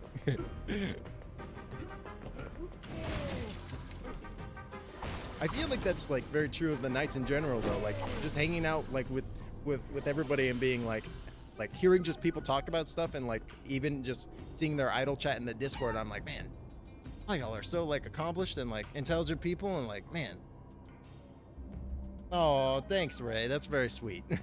That's very kind of you. I appreciate it. Oh, that's a cute emote. Nika blush. Yeah, it's just like I feel like everybody is like so like put together and like intelligent about like so many different things, and then I'm just like over here like I play video games sometimes. I took a coding course in high school, if that means anything. These chickens are conspiring? It's a conspiracy of chickens. It's just like that one person said. There really is a conspiracy. What the hell is going on? Oh, goodness. Our ruse is working, put together, he says. Oh, hey, he likes my rooster uppercut. Yeah, man, you fooled me for sure.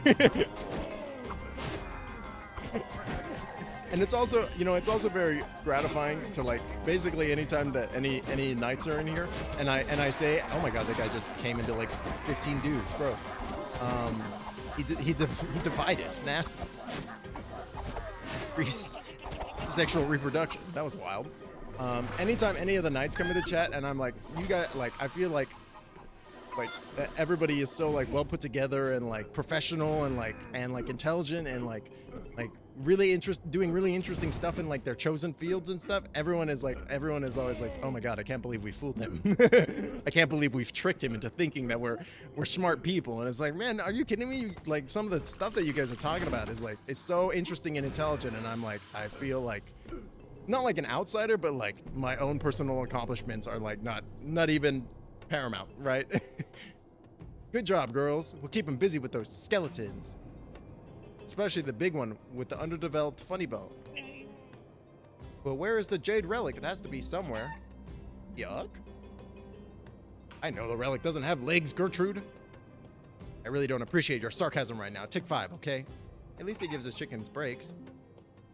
No, I'm sorry. I'm under a lot of stress here. I can't even steal an ancient relic. What kind of friend am I? Yuck? Good idea, Loretta. Donna will go stage right with you. Let's split up and cover some ground. But remember, girls, let's do it. Nah, man, your feedback is always super insightful, and we all appreciate it. Oh, that's so nice. Thank you, Ryak. I very much appreciate hearing that. That's very kind. In style. Yuck. Yeah, it's like I said on Twitter. It's like Werewolf said something along the lines of thanks for being our hype man, and I was like, yeah, you guys are producing hype content, which I'm happy to hype. You guys honestly deserve it. It's really cool and great stuff, and I really like the community too. I really like just the central drive and goal of what we're doing in the nights. Like I think it's not only like is it necessary, but the way that it's being handled is really cool as well, and I really like it. I very much.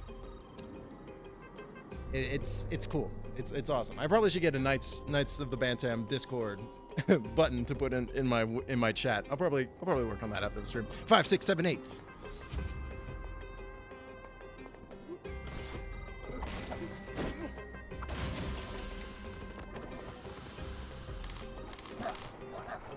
That guy's just gonna die. Yeah, they're just gonna die.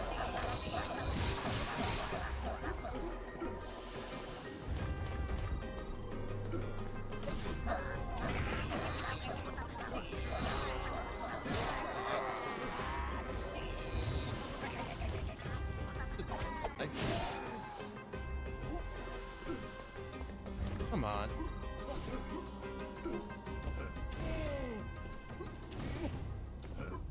All right.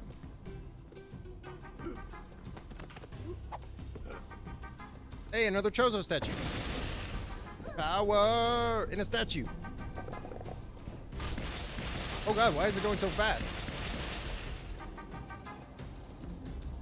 Power. What's happening?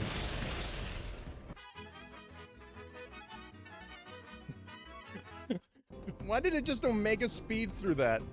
Oh, I just got the wall jump. Cool.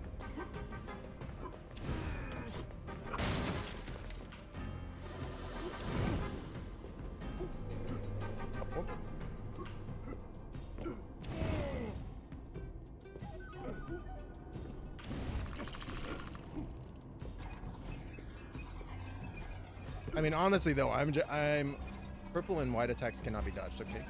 I'm honestly like super grateful just in general to all the different communities and stuff that I found online, because like I was really not expecting like to be at this point in like streaming on Twitch. I was expecting to maybe be at this point after like 6 months or something crazy, but like I wasn't even expecting to reach affiliate until like June of this year, and I'm just like so incredibly pleasantly surprised and heartwarmed by all the people that I've met, and like all the really cool individuals that are doing really cool things, like making these dope communities and creating spaces for like, you know, sexual minorities and neurodiverse people, and like just like you know, like the oppressed, right? Like giving the voice back to those people and building communities to be able to support and help those guys, right? And help everybody that's struggling with that kind of thing. I think it's not only is it like super important, but like it's being handled in such a good way, and like these like y'all folks are real good people, you know what I mean? Which I'm also again very pleasantly surprised about.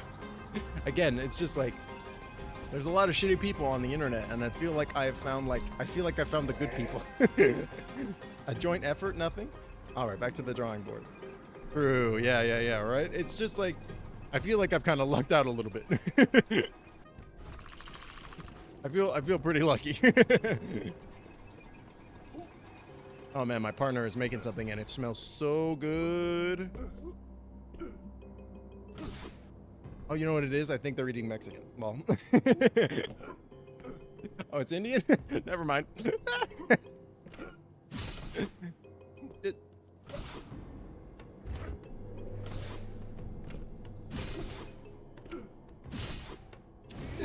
Nope. Yeah, joining the Twitch streams and finding the community is really saving this year. Yeah, I mean, I honestly feel like I've kind of like, why did I wait so long in order to, oh God, in order to start streaming, man? Like, I don't like, I mean, like last year the pandemic was fucking terrible, right? And I just like, I don't know why I waited so long. Like looking back on it in retrospect, it's like, why did I just wait? Oh shit. Man, they really brought back the challenging puzzles, which I dig. Oh shit.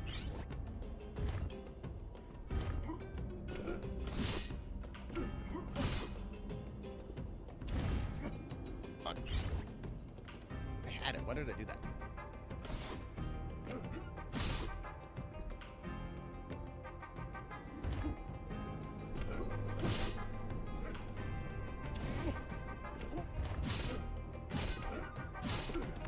Yes. Darkrai feels the same. Yeah. It's been very heartening to find so many people that are not just cool, but also like very welcoming to their community, right? Because health up.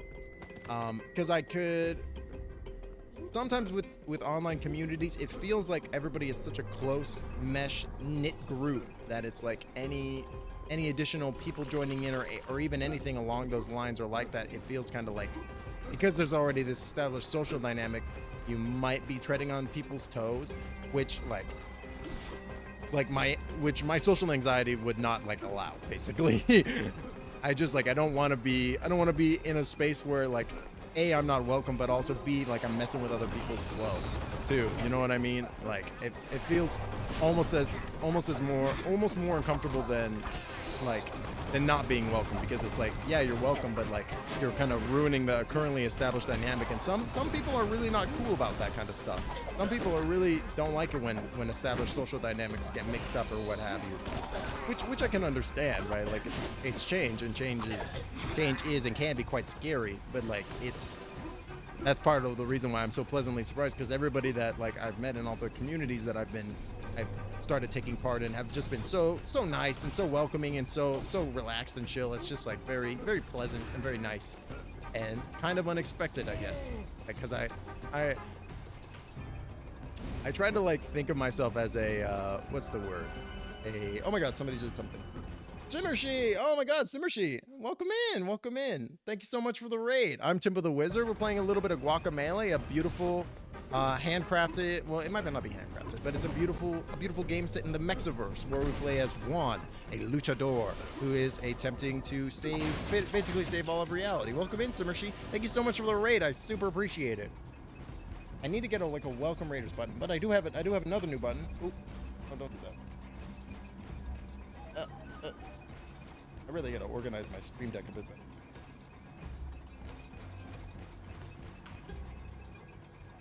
What's going on? Stream deck, stop freaking out. Here we go, here we go. And there it is. Pop. We love strawberries. Who doesn't love strawberries? Strawberries are delicious. I'm here to eat candy and challenge your social norms, and I'm all out of candy. Exactly, exactly. How was Baba Is You? I know you were playing that. How'd you enjoy it? I've played a good chunk of Baba Is You, but I have not beaten it, mostly because it gets fucking difficult as hell. But thank you so much for the raid. I'm Timbo. I'm a Twitch streamer. I might have already. I'm a variety streamer. I might have already said that. We also do world building on the stream too. Let me. Are y'all just gonna go into the pit? Do I even need to do nothing? Oh, they get respawned. Great. Skirt. Skirt. Skirt. And skirt.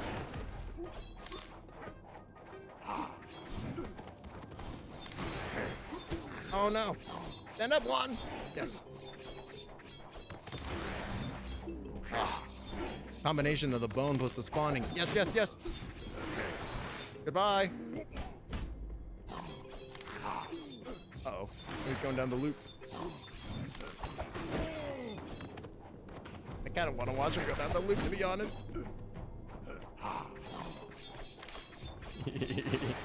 I'm going to the pit. Yes. Amazing. Hilarious. Pretty good. I played it years ago, but never completed it. Still can't believe Brain Mage has a special button just for me in this stream deck. Oh, that's so cute. Gotta go finish dinner, so no problem. Thank you so much for the lurk. Enjoy your dinner. Can't wait for Guacamelee to pop out a Baba Is You puzzle reference then. Yeah, right. Wait, does muting the stream not count as a viewer? That sucks. Yeah, it's...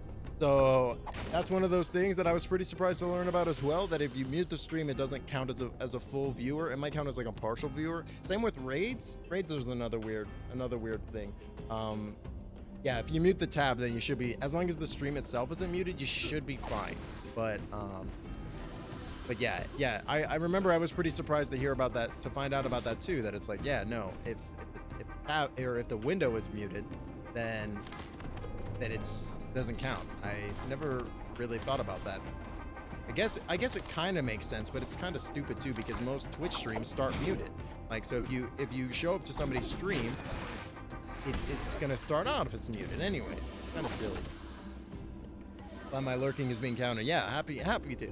Ray is a knowledgeable individual. As I've said before, Ray is a pillar of the community, and good. Sorry, I got distracted. Ray is a pillar of the community, and Ray is a very knowledgeable individual, and more than happy to assist. For the most part.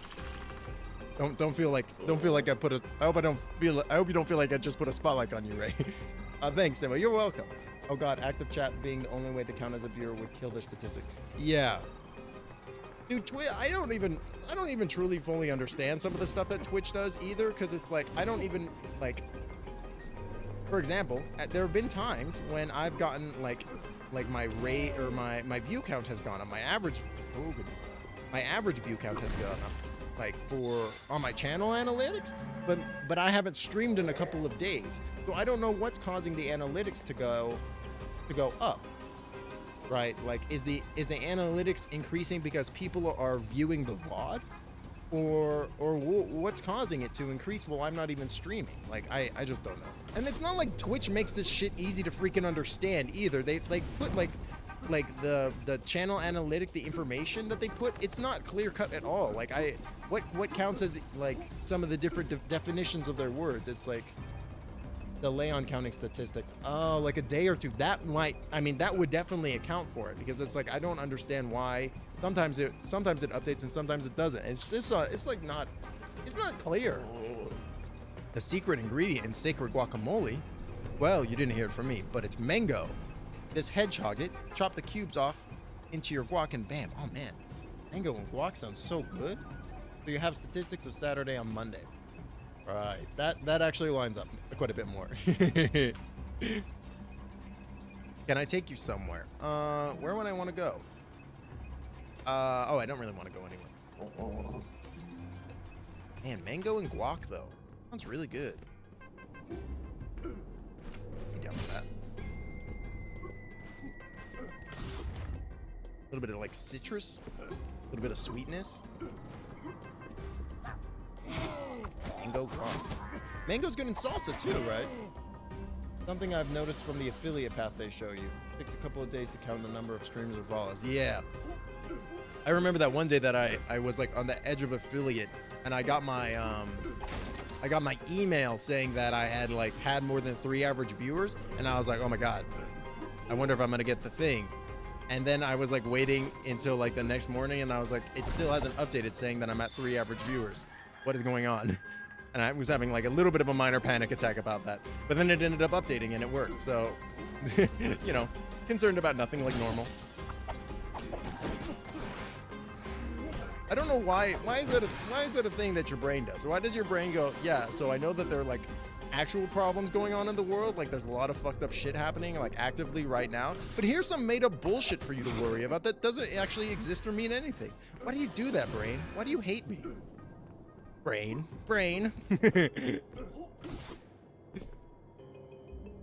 you so much for the lurk, Ray. I appreciate you. Back out my cross stitch. Hell yeah. 3.12. That's good. That's good though. I mean, like I said, like I really thought like a lot of this stuff I was gonna be. There we go. It was gonna take me months and months and months in order to be able to get this far, and I'm like incredibly surprised by the amount of like the show, like, and the new friends that I've made. Like I feel really lucky, and so I'm sure you'll get there. I'm sure you'll get there too. Like, I mean, I can only imagine how hype like a no-hit what's it called? A no-hit Hollow Knight run through would be like that would be insane. Like my mind is boggled by that inherently. Fuck. Shit. I'm very thankful to everyone who supports. Oh yeah, absolutely. Imagine some form of protective mechanism that can hold over from the We're a Tribe days. Yeah, right. That would make sense, right? Even though I only focus on one very specific type of content. Hey, I mean, I think that's like a really interesting way of approaching this kind of medium, though, because it really makes you a face in the space, so to say, right? Like it really people know you for that one thing, and then you get a little bit of clout because of it. It's pretty interesting too. Like, and meanwhile, I'm doing like the exact antithesis of that, mostly because I just have like the you know, the shortest attention span known to man, and would not be able to play multiple, like play the same game every day for every stream. I feel like if I did that, I would just go crazy. But like, I definitely feel like there is like, if you find that niche, get that niche. You know what I mean? Like it's definitely a good way of increasing your viewership as well as like getting new people into your stream, because it's like, yeah, this person's doing a freaking crazy no-hit run in Hollow Knight. Come and watch how crazy that shit is, right?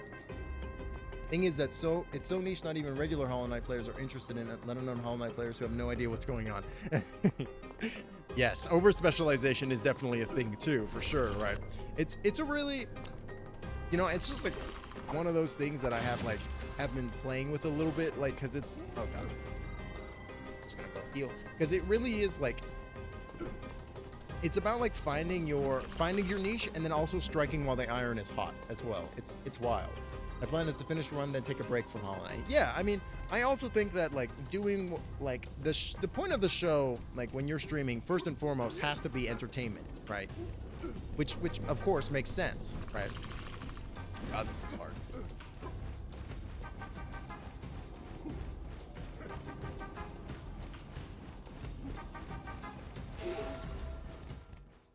Got a lot of stuff planned. Yeah, and that's good too. Usually when I'm starting my streams, I don't even know when I'm going to be playing like 15 minutes before, and I just do what I want, which, you know, for better or for worse. Like Sloops was in here the other day and we were talking about doing a schedule and stuff, and how when they had started, they were like, yeah, I did like visual novels and like Phoenix Wright games and like all this kind of other kind. Oh my God, it started me from the beginning. That's brutal. And all this other cool stuff. And it really forced her to play games that they wouldn't normally have played. And she brought this up with the context of being like, yeah, you should do like a coding stream where you like learn coding. And I thought that was a really good idea, but I'm like a little nervous about like overcommitting to that kind of stuff, because it's like, what if I just don't want to do it one day? And then I would be like, ugh. And then I feel like I wouldn't be entertaining. But, you know, I feel like, again, that's definitely like a personal problem more than anything. Definitely like a personal issue, because I know that's a great idea, and I do have something kind of planned, but it's maybe less specific and a little bit more nebulous. Something along the lines of like, I don't know,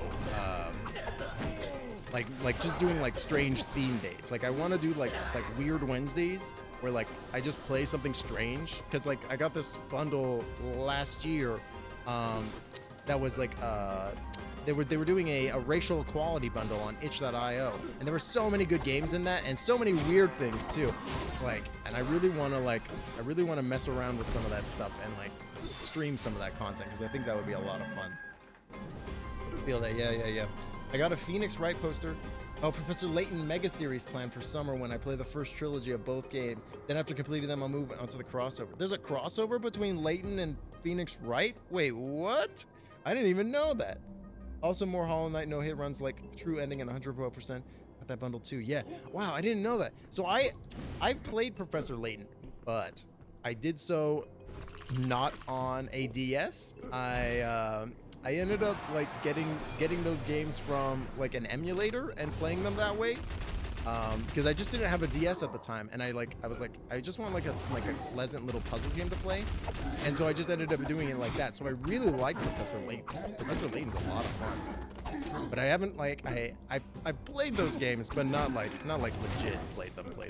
I haven't played a single Phoenix Wright game though. I think my most exposure to that series has probably been Sloops playing it. And a couple of those streams where I've been in, it seems incredibly ridiculous, but it also looks like a good amount of fun. Those two franchises are close to me since I played them on my cracked DS as a kid. Oh my God, that brings back memories. I didn't have a DS. That was just a little bit after, just a little bit after my time, because I was playing Game Boy and Game Boy SP when all that stuff was coming out. Oh wait, actually, now that I think about it, I did have a DS. I had the original version DS, the one that came out like when, like the first version, the huge like blocky red one. Oh my God, I just remember that. How have I forgotten that? Oh, Opus Magnum. I should check that out. Hold on, wait. The Opus. I will check. I do like me. Yeah, you had that one, but it broke. Yeah, I remember liking it, and I remember playing. What was it? Mario and Luigi Superstar Saga on that, and oh my God, that game was good. Oh my God, Mario and Luigi Superstar Saga is pog. That I really like that series, because I'm a big Paper Mario fan as well. What can I buy? Killing enemies will grant more health. That seems good. Yeah, Mario and Luigi games. Yeah. I really like the whole battle mechanic from that, where it's like, it is kind of like that classic kind of Final Fantasy style, like JRPG, where it's like very turn-based, but then also the mechanics of being like, yeah, and there's quick time events that dictate how well you do the mechanics in the game. Like, oh my God, so good. I love that stuff. The infamous luchador. Gertrude, you are right. Well, if what you're after is the fabled relic, bad news, Buster, because I'm getting it. Once I bring it back to Salvador, I'll be the favorite. Oh, Muneko, you got the relic. Oh, look, he's got a little face on his hand. Now that I'm the ruler of the Mexiverse, I'll need a best friend, and I choose you, my right-hand man. Oof. Never got to play the original Paper Mario. Oh, the original Paper Mario is pretty good, actually. Thousand Year Door is definitely better, but the original one has some good stuff going on in it, for sure. Oh, Salvador, haha, you flatter me. And girls, remember my sign and the song I wrote for this inevitable moment. Loretta, on my 6. Yeah? Okay. We'll rehearse after we get the relic. No time to waste. 5, 6, 7, 8. Oh my god, those chickens just jumped into his ears. Y'all see that? Ooh, a rehearsal. I really want to see their show now. I've never played a single Paper Mario game. Oh, yeah, Paper Mario. Oof, Paper Mario is good, especially if you like that that battle system from Mario and Luigi Superstar Saga. That basically the same battle system. Hog. Oh. Oh wow, that's brutal. All right, I'll just freaking buy this one. Yeah, there's some really good. Oh shit. There's some really good stuff in those Paper Mario games. What new purchases? What are you referring to?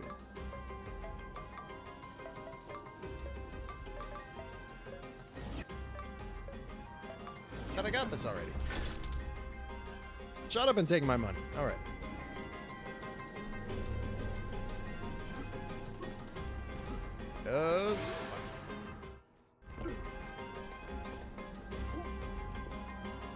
You know, it's a game that I've never played that I hear really good things about in both in terms of the quality of the game, but also I think it's checkpointing me back to before I get the Chivo for some reason.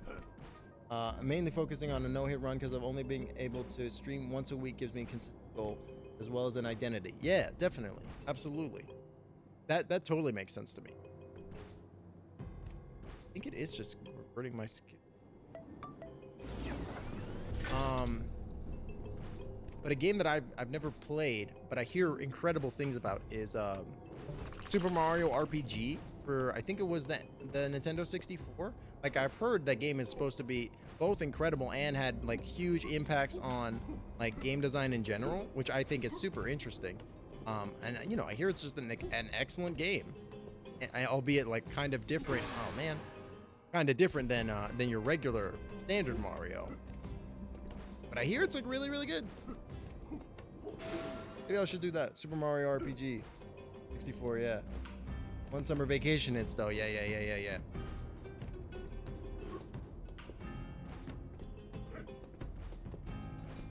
And I remember being in like grade school and high school and being like grades, middle, high school, whatever. You know. I remember being in school and being like, oh my god, summer vacation. And then I remember being a little bit older and being like it's kind of fucked up that it's like they make like us so excited for like just like 3 months out of the whole year, right? Like it's kind of fucked. Stamina will regenerate faster. That seems good. You know, I don't know. It's just this might be a hot take, but school system bad. The worst is when you spend it doing nothing. Yeah. Right, because then you feel like you wasted it, which again makes like no sense. Like either, oh god. Oh, this is fun. Oh shit. Streaming is good goal too. Yeah, absolutely. I mean, I think that having personal goals and then being able to actually do them is like incredibly like valuable and important, and something that I personally struggle with because I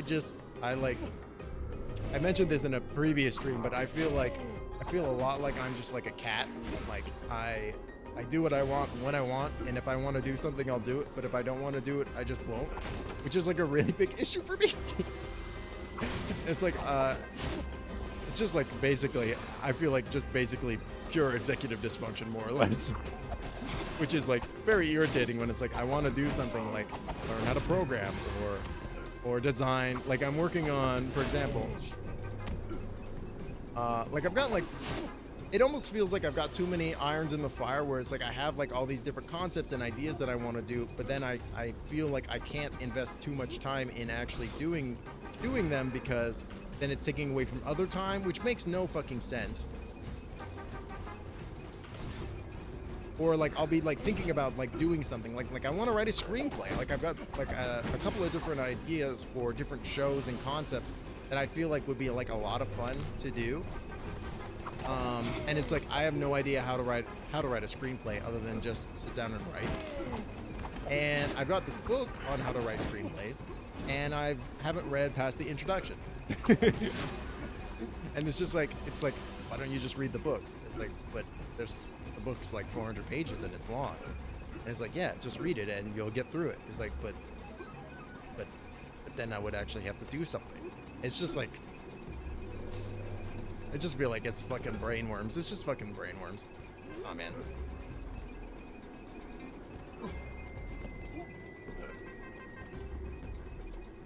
It's a little tricky.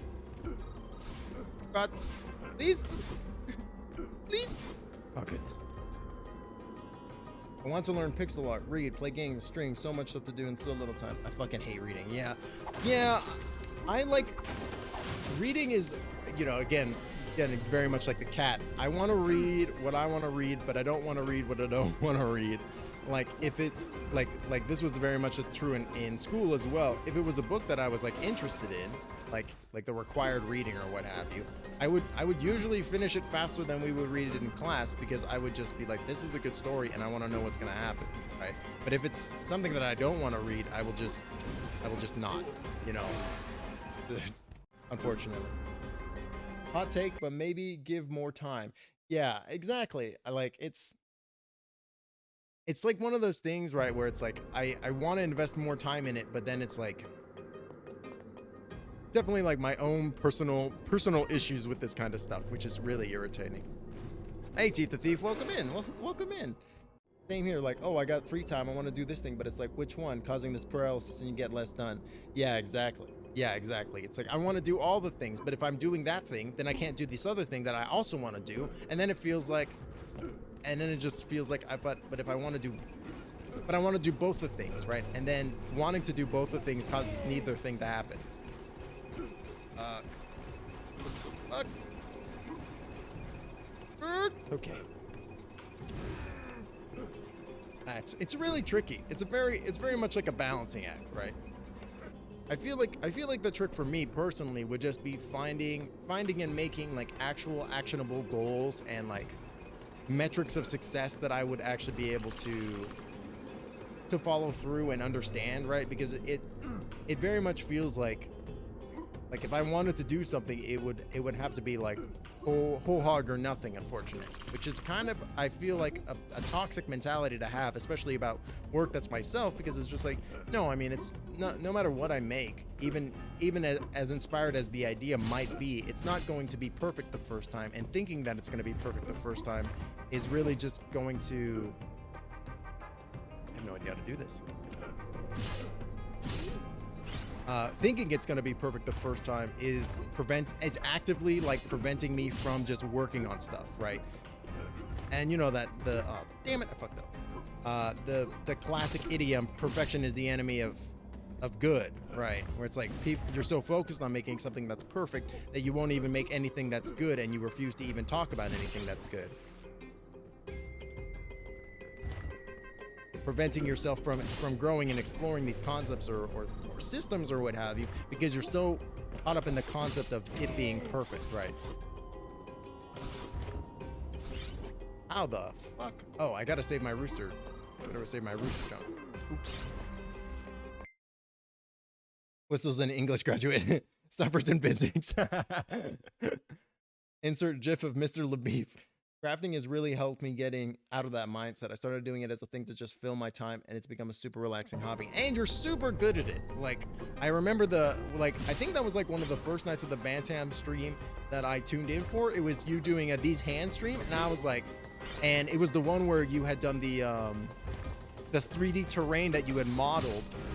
And I was like, and you had modeled it in such a way that the negative space of the terrain lined up to make the grid. And I was like, that's like a fucking galaxy brain level idea. That is such a clever idea to have, where it's like you use this like kind of perspective and spatial knowledge to be able to communicate with the players. Like, yeah, this is what this is meant to mean. I just thought that was such a clever idea.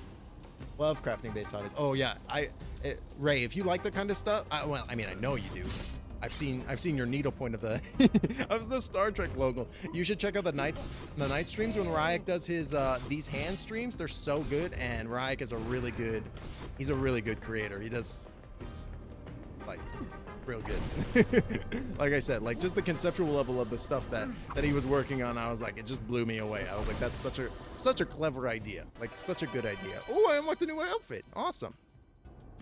So many failed prototypes. Right, and that's exactly what I'm talking about, right? Because you had the courage to be able to make prototypes that you would then later be able to deem a failure, but that's only with this the foresight of you, like the hindsight of being like, yeah, but because I made this one that I deemed to be a failure, I was able to make something that later I deemed to be a success, which is something that I personally have like a really hard time with, like because I feel like, oh man, if it's not going to be perfect, why am I even bothering? Which is fucking stupid as hell. And like literally the antithesis of how I run tabletop games too, which is super funny. Normally when I run tabletop stuff, we got a line of boys. They look very angry. Hold on, I've always wanted to try something. Take a hike, squatters. Oh, thanks, friend. It's like my boys. Super perfectionist and I have problems dealing with that. Yeah, it's an issue for sure. Whew. That was a rush. About time someone stood up to these guys. Should I say stood on them? Haha. You don't even need to laugh at that one. I know it was funny. Well, get wrecked. Yeah. Please don't step on me. No. Just kidding. Had you going for a second, didn't I? Just a prank, bro. But yeah, like it's like funny because it's like the exact antithesis of how I run like tabletop games, because like I did have that heavy perfectionist mentality when I first started, but then after I was running for a while, I was like, you know, it makes more sense just to have like a loose concept of what's going to happen and then just have the players fill in the details, right? Like don't worry so much about like things happening specifically in the way that like I'm intending or even conceptualizing. I've kind of like, the way that I describe it now is instead of planning high, right, or planning tall, where I plan down this one specific route that players may or may not go down. Instead, I kind of plan wide, where it's like the players could do basically. Here's my conception of what the players could do, and here's some plans for ideas or general things that might work or I could mesh in if they do something like that, right? If like the players, if I throw like a sweet city in front of them with like a dungeon underneath, I don't necessarily focus all my time on the city or the dungeon. I do a little bit of both. I make environments and encounters that would fit for both of those things, and I just kind of let the players kind of have at it, and you know, I give them plot threads and hooks that they can latch onto, but also, you know, I saw this quote on Twitter the other day which really resonated with me, where it's just like, I don't control the players, I'm just the dungeon master, right? It's like, I just let you do you, and I'm just gonna adjudicate, right? Because, and if you have a good group of players, they will give you more than enough content and more than enough ideas that you can just run with it. Right, I don't even prep for my sessions anymore. Yeah, exactly. After a while, it kind of just becomes second nature, like especially if you know the characters in the group really well and you have like a general idea of where you want things to go. It can be just like almost plug and play. It's kind of funny. Prepping a tabletop RPG session and campaigns takes a lot of time, so another thing I worry about because of time constraints. Yeah, exactly. Like I very much had that mentality when I first started DMing too, where it's like I'm concerned that I'm going to prep too much of this stuff and it's going to take a huge amount of my time, and then it won't even become relevant. It won't even happen throughout the course of the game for whatever reason, you know. And you know, taking that moment and taking a breath back and being like, you know what, it's fine if that doesn't happen like that. Just relax and let what the players do be what the story is about. Absolutely. Thief. Same here, go wide instead of tall. At least try to while prepping stuff I know they're gonna do because they told me last session. Exactly. And I know you're very good about doing that kind of stuff. Absolutely. Also, being very newbie connects to that perfectionist stigma. So yeah, exactly. Pardon me while I hydrate. Yeah, exactly. It's like, because you want it to be perfect, right? You want it to be great. And then it's like, if it's not perfect and if it's not great, or if it doesn't go according to plan, then it feels weird, right? I saw this other person tweet out that it was like there is no such thing as running a perfect game. There's always going to be things that are going to happen. There's always going to be rules that you don't know. There's always going to be stuff to look up. That's just what's going to happen, and it's okay. And I remember posting in response to that being like, you run a perfect game when you stop worrying about running a perfect game. You know what I mean? Because the game is perfect. You just have to rely on your players in order to be able to meet you. It's a yes and kind of thing, and worrying about it being quote unquote perfect detracts from how good it is just inherently, right? Because D&D and tabletop games in general are pretty much inherently dope. You're literally all sitting there and talking shit and playing imagination with like a rule set on top of it, right? Like, it's not like, even if you're doing like general slice of life stuff, like it doesn't even need to be fantasy or sci-fi or whatever. Even general slice of life stuff, it could be incredible. Like, and it's all just because you and your friends are chilling, playing a game that's purely based on fantasy. It's really interesting. It's like you really got to take that breath and be like, it's gonna be okay. No matter what happens, we're gonna have a good time no matter what, because me as the game master, I'm gonna make sure that we have a good time, right? I love D&D. So stoked for one group I'm in to start up again next month. Yeah. Great. What character are you playing? I'm super curious to hear that. I'm gonna go out on a limb, and I'm gonna guess that you're playing either a bard or a warlock. Something like that. That's what I'm thinking. It smells like dancing and cheap cologne in here. We must be close. I mean, we're in front of the gates of hell. It's pretty badass.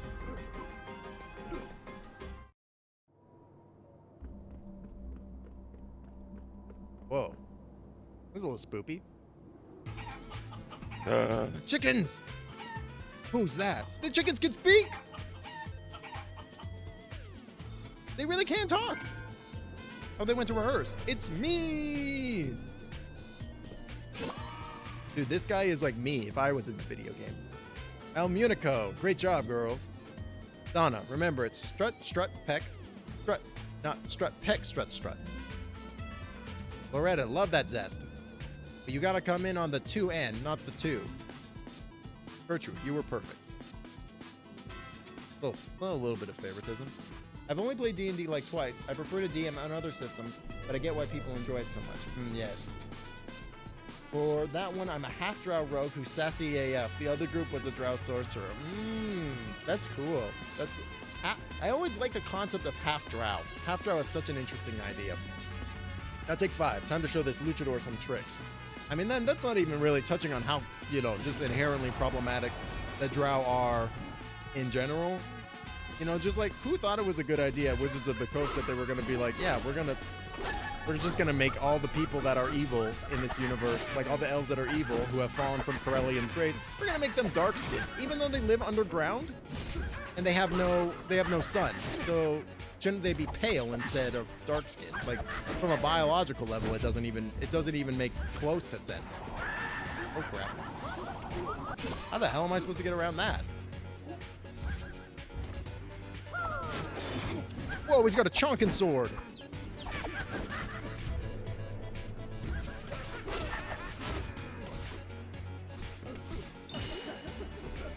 Whoa, this is crazy. Oh, he's smiling now. Who are you, chicken? This is really cool, actually. This is neat that he's gone into the background. What am I thinking of that this reminds me of? This reminds me a little bit of Metal Slug?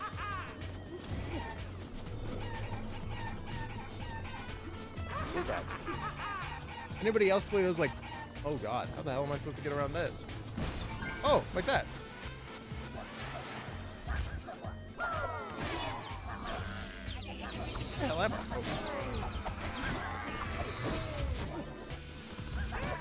I want to see what people are saying in chat. El Minico, love the style of the presentation. Sus. Oh yeah, I get that. Like, it makes no sense, but the sessions I'm in actually have the good one. So we're defying the drow stereotype.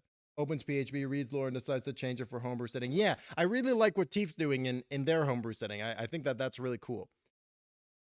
There was also a Hollow Knight boss that kind of used this mechanic. Oh, really? Oh, I think I know who you're talking about. It was like a a spirit fight, right? A dream fight. Yeah. I really liked that fight, actually. That was a cool one. Oh, God.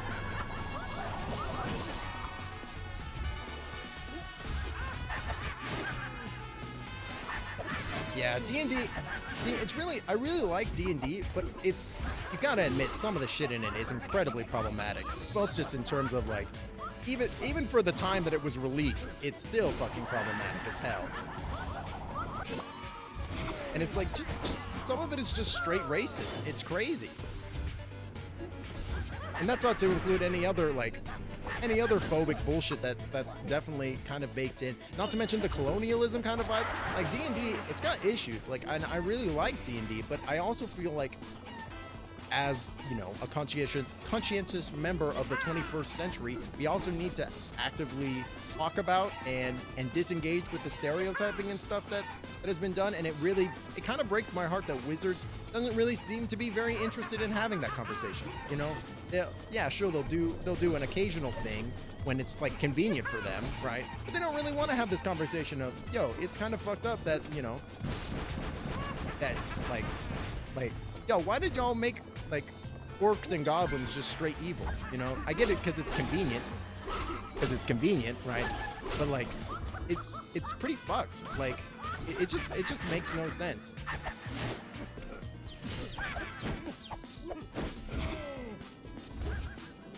Like the Tasha's, I haven't personally looked through Tasha's, like how they're doing the new lineage system, right? But first of all, I think the fact that they're trying to do something like that and replace race as a concept is really good, because race in itself is also fucking problematic as hell.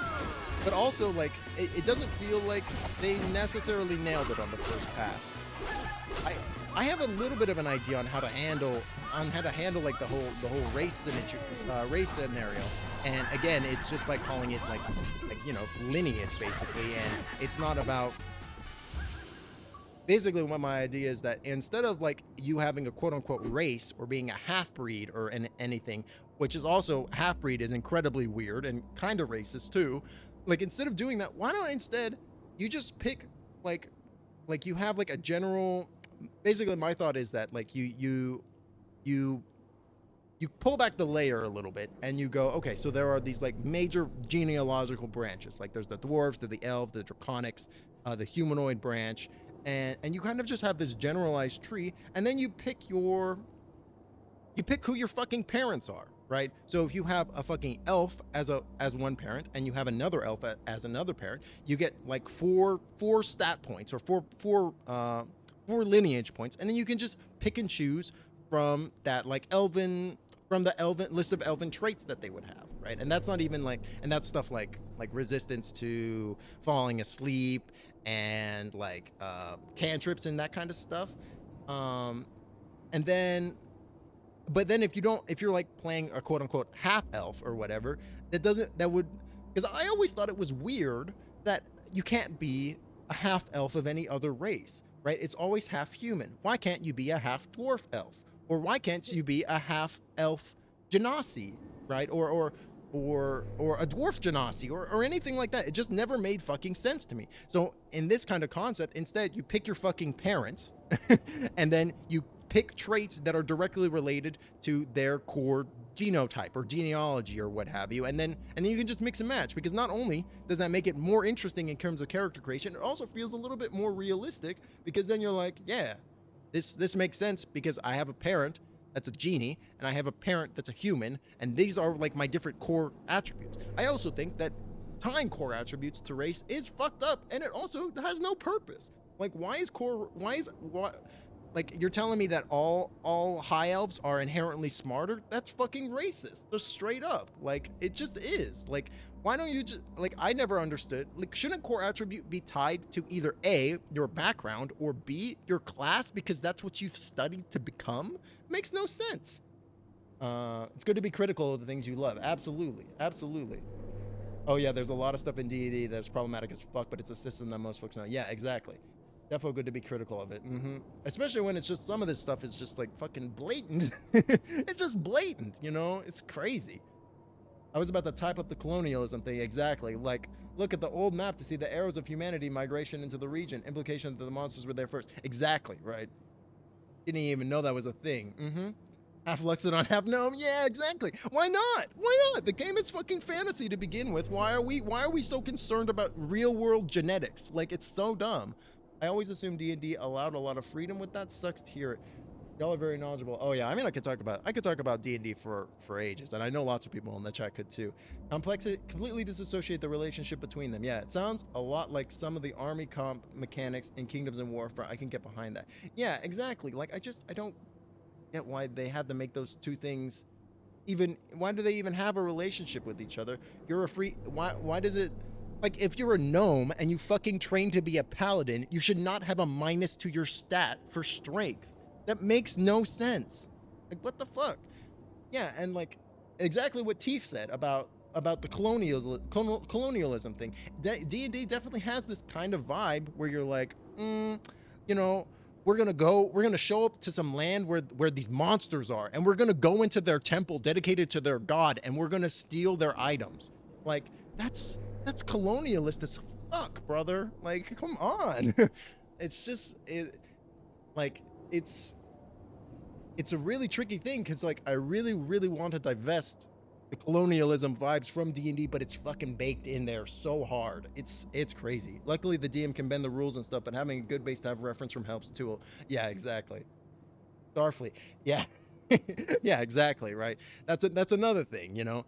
It definitely feels like a lot of these like older media propagandas or media is very much colonialist propaganda, which is fucked, you know. Like, it's not great, you know. That was kind of the thing, you know. It's just one of the reasons my tabletop RPG decided to leave D&D behind. Exactly, right? I do want to say that Zarkray, you are correct that the DM can and should bend rules to be better, but yeah, the base reference does need to be inherently modified and changed, simply due to the fact that it's just incredibly problematic and not cool at this point. Like, it wasn't cool when it happened, when it came out, and it's still not cool now. And you know, why are, I don't understand why Wizards of the Coast is making it so difficult for people to give them money. They should make it easy for people to give them money. Are they concerned about them pissing off their incredibly conservative white fan base? Because if they are, fuck them. Like, go away. Y'all are jerks. Like, screw that, brother. Fuck that. I wish Modern Trek would have addressed that BS. Yeah, for real. Like, if it's official, then you know the designers actually care about the topic and want to fix their problems. Exactly, right? Didn't anyone ever tell you it's rude to beat up a magician? Anyway, while you fools were busy clobbering me, Gertrude found the precious relic! Gertrude, you fiend. You foul fiend. So long, nerds. Dude, that character is me. He's a magician. He's got showmanship. That dude is just straight up me. Gertrude is best chicken. This game is great, by the way. Yeah, it's fun. It's a wild ride, and just, it's beautiful too. And like, this is a great example of like, it's using like Mexican folklore and like imagery and stuff like that, but it's not doing it in a way that's racist or appropriation. It's being very respectful about the tones and the themes and stuff. You know, it's being very tongue-in-cheek as well, but it's not like, you know, it's not fucked up, which is nice. Tembo El Minico. Thank you, Soccer. That's real good. Birthright is very on the nose with it, like with elves, orcs, dwarves being native to the continent, and humans coming in and expanding all over the place. There are ethnicities and cultural analogs, but they're all white. Birthright is a product of its time. Yeah, exactly. Yeah, it's very celebratory and as well of the culture. Yeah, exactly. Which I really like. You know, I think that it's really cool because there's this like super fine line between like appropriation and appreciation, right? And this feels like appreciation to me because it's like, it definitely feels like they went through like the right sources, and they didn't like stereotype or do any of that shady bullshit. And what's the word that I'm looking for? Like, they got a sensitivity a sensitivity reader to look through this stuff and be like, yeah, is any of this stuff problematic? And then it wasn't, or they modified what they did, because it's just like, it's really not hard to be an asshole. You just got to be have a little bit of conception about like what other people are thinking and feeling. And you know, there are literally people that exist. It's their entire jobs to tell people that, right? Like, just pay them, rather than haha weird Mexican culture. Yeah, exactly. Like it feels like triumphant, right? Wouldn't be surprised if one of the developers was Mexican or had some good Mexican connections like family and friends and stuff. Yeah, exactly. I can't abide magicians. They're suspicious folk. So, oh well, I'm gonna choose not to take that personally. So maybe you don't laugh at my jokes. Maybe you even groaned and roll your eyes a few times. That's fine. At least you're honest. You've earned the real relic. I'll let you through. Oh, hey, he had the real relic. Gertrude grabbed the fake golden idol. Oh, that's embarrassing. I seem to be stuck. Just a rigor mortis flare-up. It'll pass in a few. Probably. Cannot afford to delay, traveler. Whoa, who's this guy? It's the Chicken Pope! I bestow upon you the power of Pollo. Yeah. May it aid you in your quest. Do not be afraid. I'm about to be blessed by the Chicken Pope. Pollo power. By the power of Pollo! Peck the grains of truth and justice, and perhaps we shall meet again. Hell yeah. Pollo power! Oh, okay. This is like amazing. Chicken! Yes! Fear the Pollo power! Awesome. So that was a mechanic in the first game, which is awesome. It's so good. There it is, the Jade Relic. Yes, triangle get. Together again, just like the old days. Look out, Salvador. Hell yeah. You better watch out, I'm Chicken Luchador now. I'll fuck you up. I guess just keep running this way. I've never played this series. I have zero context, and the last 20 to 30 minutes have been insane, and I love it. Yes, I'm glad you're enjoying it, Tief. Yeah, it's a wild one. It's a wild one. So the opening of the game starts with the opening of this game starts with the finale of the first one, where you kill the final boss, and at which point 7 years passes and you've like retired with your wife and children. At which point your mentor from a parallel universe called the Mexiverse shows up, and he basically goes, yo, we need you. We need you. It's time you put the cape back on. And he like pulls you into like this whole multiversal adventure where you're trying to save the Mexiverse. It's awesome. I've seen the first one on stream, but this one looks way more polished. I would absolutely agree with that. The chicken can dodge? Pollo roll. Pollo roll. Amazing. Oh. Oh, wait. Stupid Koopas. Go back to Mario. Oh, just straight into the drink. And the bird is a little bit more flighty. It does. I would absolutely agree, though. Oh, golden chicken statue. I would absolutely agree, though, that this game feels quite a bit more polished than the first one. The first one is definitely like a solid, full experience, but this one definitely like the lighting effects and... I'm a chicken. I can grapple with the chicken? This is incredible. You could not do this in the first game. That's what I'm fucking talking about. Hell yeah, brother. Oh, you came in wall jump. Amazing.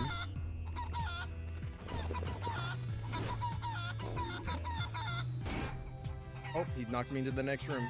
Oh, a chicken Chozo statue. Amazing. Wow, I'm fucking pogged as hell. Oh, it's a chicken pope again. Chickens used to rule the earth 80 years ago when dinosaurs roamed Mexico. Our ancestors mastered the pollo shot technique used to hunt sharks. Simpler times, traveler. What the fuck? Super chicken. Of course it can dodge. Well, I'm wishlisting this game. It seems legit. This beat is dope. Yeah, the music's hella good, right? Remember, thou shalt be the winner, but not the chicken dinner. Wheat. Purple chicken punch. Purple pollo punch. Here we go. Oh, you can do it down too. Cool. Badass. Whoa. Is it like a straight line too? Oh, sweet. That's badass. Oh man, that's creepy eye, creepy egg eye in the background. Very spooky. I mean, after this, why would you ever switch back to human? Yeah, exactly. Pure Pollo run. Man,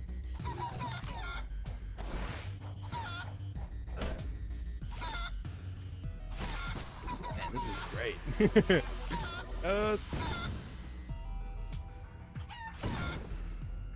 Bam, bam. Man, why would I ever be human again? I feel like I've ascended.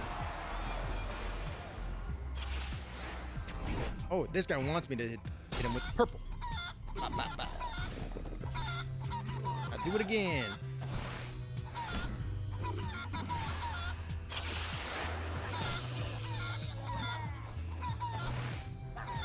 Eat it, friend.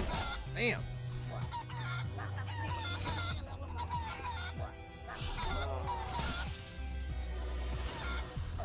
I don't remember I can do it down too. Yeah. Awesome. Oh god, he big.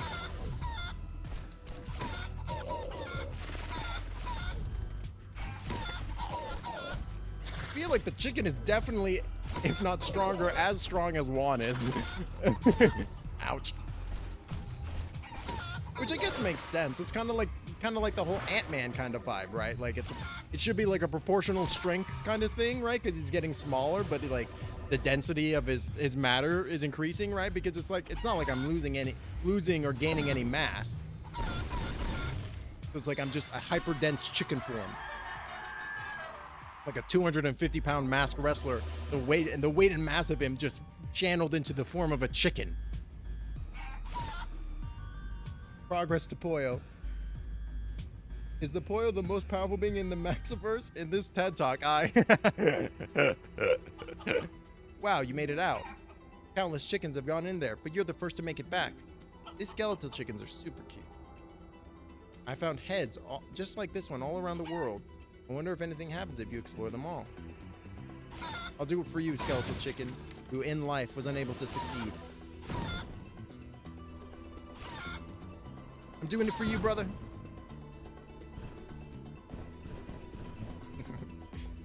Okay. So I remembered there was like a chickeny area I could go to.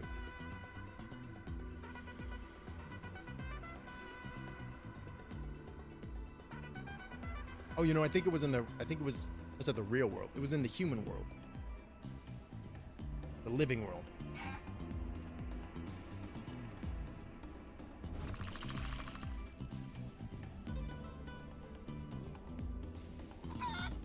Can't chicken do that just yet. Got anything more to say to me now? Yes. Chicken's fast.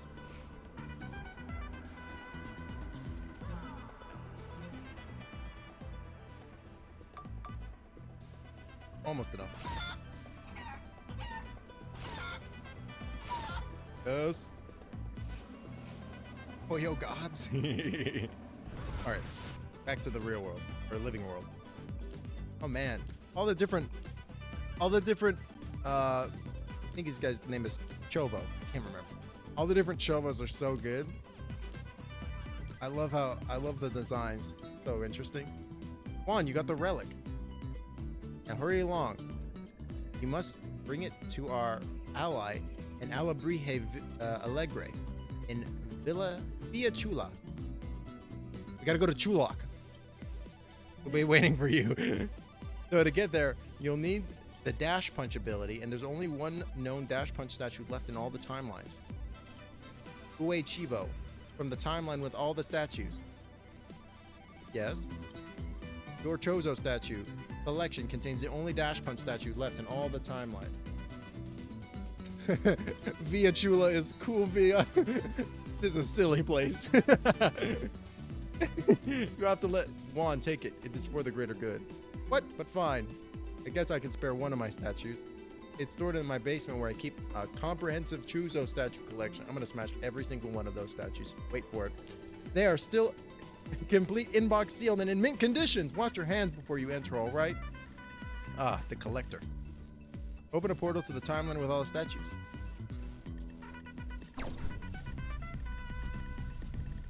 Come on, hurry and find the dash punch statue. Cannot afford to waste more time. Oh man, I had a joke, but I can't remember the guy's name. You were in the Marvel Cinematic Universe, played by shit. I can't remember the name of the actor who played the Collector in Guardians of the Galaxy. Shit, it's on the tip of my tongue. Yes, become the most powerful luchador in the Mexiverse. You don't gotta tell me twice, brother. Oh my god, literal Metroids too. That's amazing. Yes, Benicio del Toro. Thank you.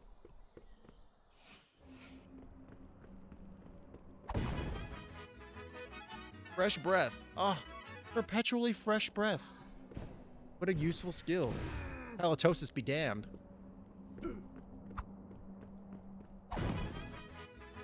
Quick blink. Oh, did you see how fast I'm blinking? A true luchador can blink incredibly quickly. Their eyes are always refreshed. Good posture unlocked. Oh, man. Keen hindsight. Perfect. Clear sinuses. Oh, man. Screw you, allergies. Speed reading. I'm going to become the most intelligent luchador as well. Paper cut immunity. That lines up with the books. Stain resistance. Oh, thank God. Pit stains no more. Am I right? Midas touch. Prehensile tail. Refreshing naps. Breathable lucha mask. Houseplant proficiency. Oh, I could really use that one. Perfect name recall. That's pretty useful too. Man, all these statues are great. Dash punch. I need literally all these. You and me both, brother. This is going to become the no Chozo statue timeline now. I think you might have just spoiled the game.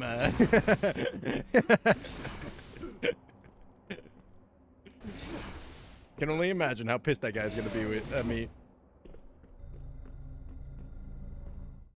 Don't worry, your statues are totally still there, brother. You're back, Juan. How did you like my Chuzo statue collection? It is no doubt the largest collection of Wait a minute. The breath smells extraordinarily fresh. You blink faster than anyone I've ever met. Did you... No. No! My precious! Shit. Just straight galled out, didn't he? Anyways, Juan. That guy's gonna become the enemy of the third game. Wait for it. Excellent work. Now that you have the dash punch, take the Jade Relic to our ally at Alebrije Alegre in Villa Chula. Be in touch. Cool Villa. But I got some new stuff, brother. Got any got a new thing you want me to do? I've been calling you a chicken for years. Glad you've been living up to it. Now shake those tail feathers and smack Poncho around a bit.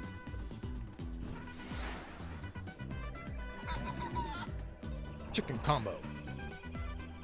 I'd like extra crispy recipe.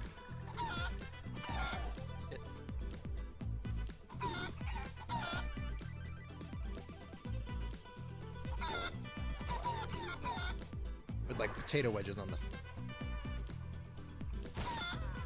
Whoa. Come back over here, brother. Shit. Come here.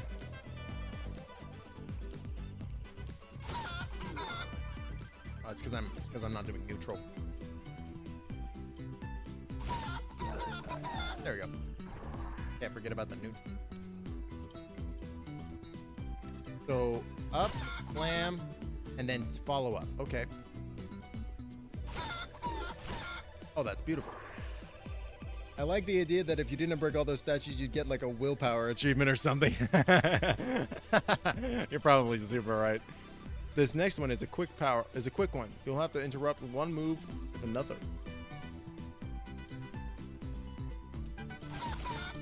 Okay. This is crazy.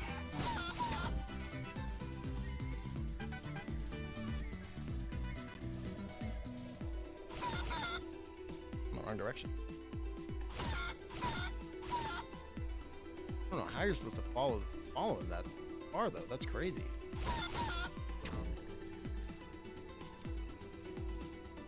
I mean, they kind of were in the way, so I'm guessing they were meant to be broken. At least that's what I'll tell myself when I rock myself to sleep at night. There we go. Just gotta do it fast. Nah. You couldn't pass by them without breaking them? Nah. I would say that was excellent, but I still hate you. I have more training for you, though. Come back later. The first one definitely was blocking the way. Whoa, who's this? Wow, they still make luchadors this small? Okay, I feel like you're size shaming me a little bit here. Don't kink shame. And I can tell you, just from the way you're standing, that you wouldn't know a quadruple corkscrew suplex if it landed on your face. You may be able to get by for now, just stumbling through brittle skeletons, but a guy your size is never gonna hack it in the lucha world without technique. Get to the skill screen. Start training you on your grappling. Got some catching up to do. Oscorona. Badass name.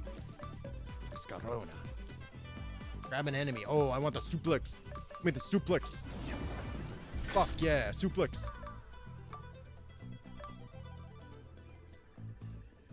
Yeah, I'll drive too, brother.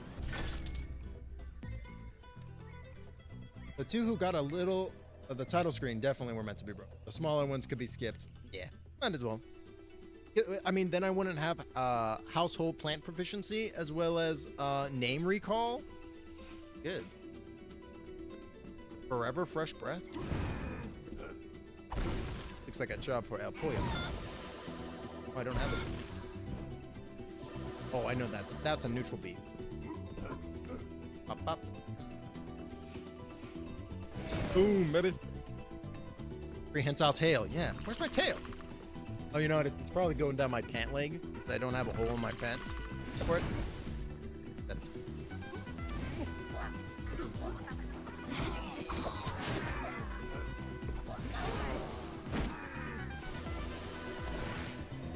Yes, the suplex is my favorite move.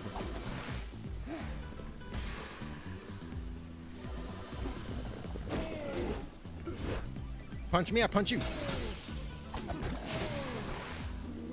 Boom, baby.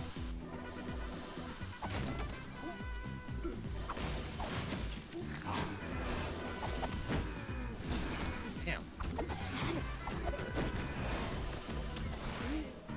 Man. I love the combat in this game. It's just so, like, frenetic and satisfying. Can't climb those walls.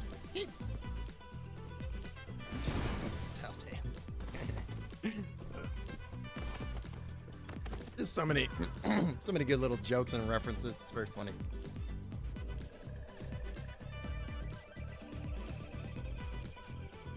Oh, you know, while we have a couple new people here, I keep forgetting. I also do community world building on stream as well. Let me go ahead and drop those rules there. But basically, and here's the map too. But basically, you can click that map and then you can use channel points to redeem boons, which then allow you to put cool stuff onto the map. It's pretty neat. Some people have already done some stuff on there, and it's awesome. And if you have any ideas, or you you know, you just want to take a look at the map, feel free. It's a lot of fun. The idea. If I need to dodge through them, turn around and then punch. I'm having difficulty getting the punch off. There we go.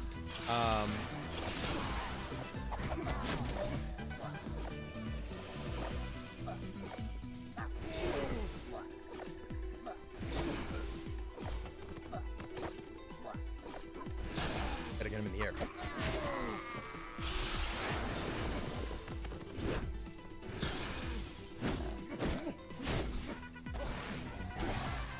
Feel your friend. Okay. Oh, thank you, Red. Hydrate again.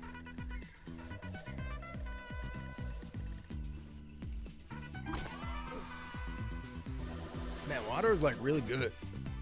What's up with that? You know what's wild? So humans are made of like 70% water, right? And so is like the planet. The planet's made of 70% water. How wild is that? What are the differences between the sizes of the boons? That's a great question. So the differences between the size of the boons is basically the amount that you're going to be affecting the world.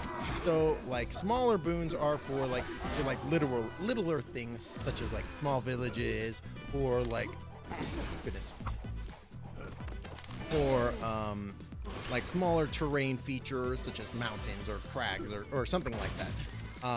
Large boons are, but again, don't feel like you have to constrain yourself to the examples that I'm giving or have given in the boon area of the for the channel points. Those are all just these are just examples, but it's by no means a comprehensive list, and I do expect people to come up with other things that aren't necessarily that aren't necessarily as part of the given examples. But the large boons are for larger settlements, like cities or townships, stuff like that. There also could be like larger effects on terrain, like having like a cursed forest or something akin to that. While huge boons are like world events or like deities or like things of that nature. There's all kinds of, you can do basically like I said, don't feel like you're don't feel like you're constrained by the suggestions that I'm making. If you have something that you want to do, just go ahead and like let me know and I will adjudicate it.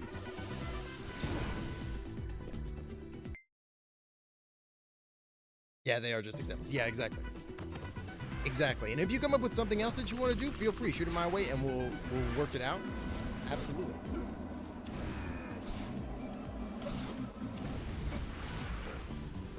Some wild shit here. Yeah, no problem. It's just one of those things where I like, oh gosh. I always forget to maybe not always, but I'm forgetful about mentioning that I do this kind of like world building stuff, especially when I have like some newer people in the chat or people that haven't necessarily been here before. Because I want to give everybody the ability to participate. I just forget to rep it. I really need to get like some kind of chat bot that like automatically posts stuff in the chat occasionally. Like I always forget to talk about that kind of stuff. Oh, okay. Oh, it looks like you didn't mean to do that world boon, so I will just go ahead and I will go ahead and send you back your points. Boop. But yeah, Teef, if you wanna come up with something as well, feel free to shout it out whenever you like. No problem. Yeah, I need to get better about talking about this kind of stuff because it is like a lot of fun, and I really like what people are doing. Like people are doing some really incredible concepts and things. And once it's quote unquote completed, which I'm still figuring out the metric for what that will look like, even what that will look like, I'm gonna be releasing it to the community so everybody can have fun with it and do whatever they want with it in their own unique way. So if like you want to write stories or you want to set adventures or use it for your own gaming stuff, absolutely go for it. I think that would be really cool. Like I really just, the basic idea is that like I really wanted, fuck.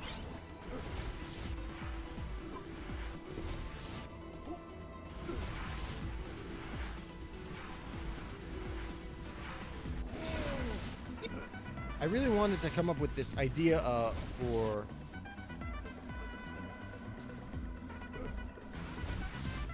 that like people could be able to work on and make cool stuff together, and then after the fact they would have this thing that they would be able to look at and be like, I made this with a bunch of cool people, and I know, and like my creative DNA is in it, but so are all these other people's, and I just thought that was like a really conceptually cool idea to play around with. Definitely. And so far, people really like the idea, which I'm glad to hear. The rules themselves were kind of inspired by this other, it's not really a tabletop game, it's more of like a way of making tabletop games, which is really cool, called Microscope. So it's a really interesting, I guess system would be the right word. I should just get all these.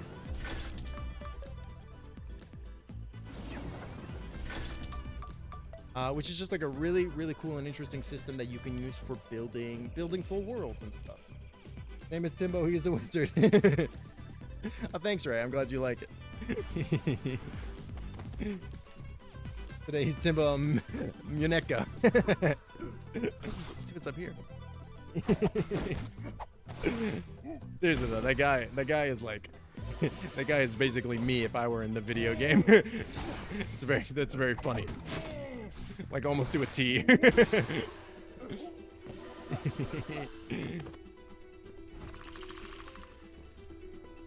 Hope you had a nice dinner though, Simmer.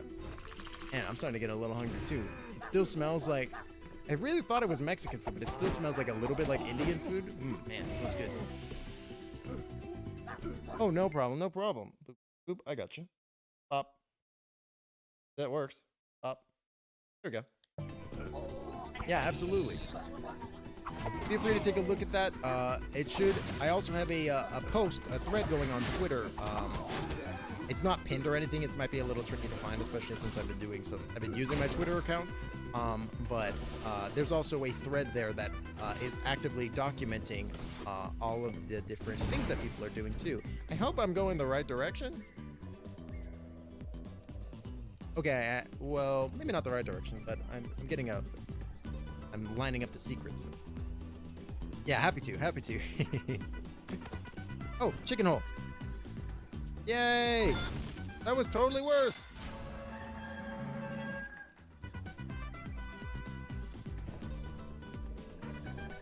Using Twitter? I know, right? Using Twitter. To be honest, most of the time I just fucking doom scroll. Although I will admit that, like, I've like with the whole tabletop solidarity hashtag and all that good stuff that people have been repping on Twitter, I've like started following a lot more tabletop content creators and artists and stuff like that. So it's a lot less political stuff. So that helps with the doom scrolling. But you know, oh my god, like before the tabletop RPG solidarity thread, I was following so many, like I was following like a lot of political and like and other individuals of that nature. And so like it was just like, especially earlier this year when certain things occurred on certain sixths of certain months, that it was just like just pure doom scrolling. Man, it's pretty wild. I don't really want to talk about this topic too hard because it's very, very heavy. Oh my god, look at this chicken. You look confused. You've never heard of me? How absurd. It can be nice, but it very much depends on who you follow, yeah. So I'm guessing the huge boon is info that would be included in the world's codus, like Sloops is roaming in. Yeah, exactly. Sloops is roaming in. That was a huge boon, definitely. And the other one, the deity, is also another huge one, for sure. I follow a lot of trans folk on Twitter, which is lovely, but then when shit happens, it just takes over. Yeah, exactly. Nowadays, I mostly just follow artists, and yeah, that's kind of where I'm at too, for sure. Because Twitter as a platform is fascinating, but it's also pretty fucked. It's also pretty fucked because oh sorry, let me reject that point. Let me reject that for you, Shimmer, so you can get your points back.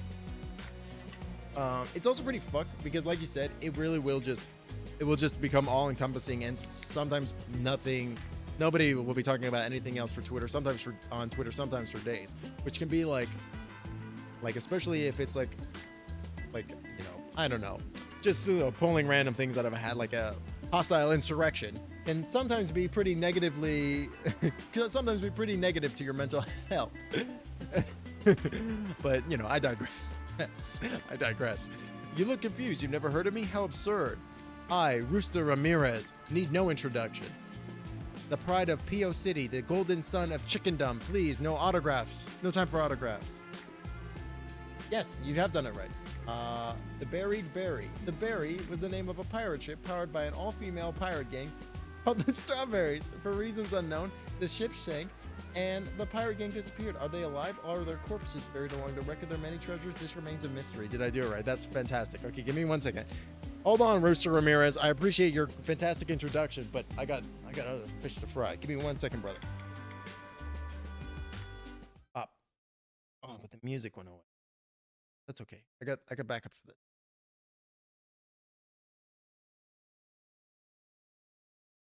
Play.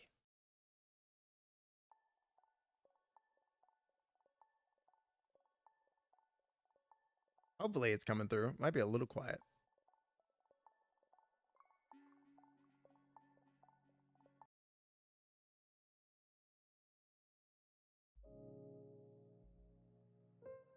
I'm gonna go to the BRB screen real quick. Close this. Open this. And I should have this ready to go. I apologize. Give me just 2 seconds and we will get going. There you go. You should be able to hear this. You did it correctly, Simmer. So here's what we're gonna do. Buried berry. That's real good. I really like that. Yeah, man. Pirate stuff. Pirate stuff. Pirate stuff is awesome. Doesn't love some pirate stuff. Remember when Pirates of the Caribbean, a literal Disney ride, set the world on fire when it's movies, and then the movies became bad? It sucks. The third one was like not bad. It had some pretty hype ass moments in it, but like I haven't seen the fourth or they made a fifth one, right? I don't know. It really felt like I don't even know what to think about them. By the way, I also love the Corgi musician group. Played a Corgi in my first session. Secretly an elven princess. Oh my god, that sounds like so much. That sounds incredible. Okay, so Simmer pick 3608. We're gonna go in.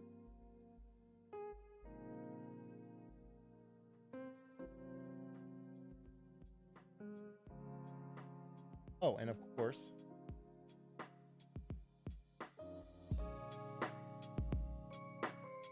oh man, this is cool. I like this one because it's like a legendary shipwreck. That's dope. That's a very cool idea. Okay, so and then we're gonna hit this.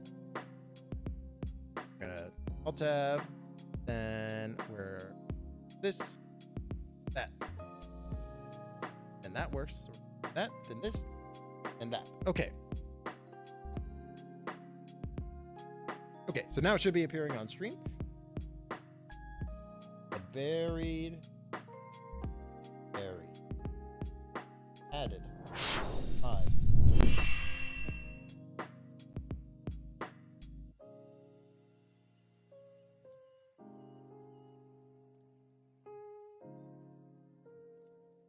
Excellent. Ooh.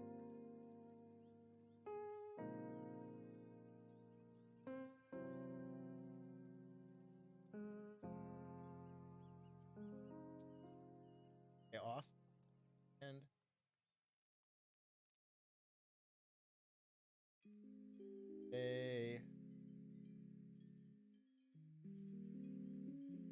yeah, cool.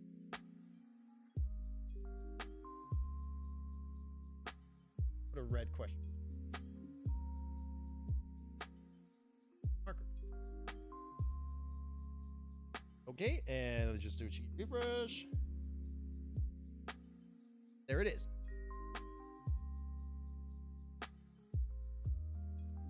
Okay, excellent. The Buried Berry, added by Simmersheet on 3/22/21. The Berry was the name of a pirate group ship populated by an all-female pirate gang called the Strawberries. For reasons unknown, the ship sank and the pirate gang disappeared. Are they alive? Are their corpses buried in the wreck along with their many treasures? This remains a mystery. That's so good. That's really, really good. I really like that. And then, last but not least, we're going to open up Twitter. Send a little tweet.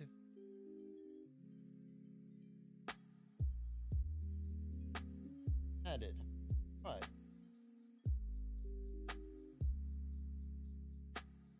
On. Slash 1.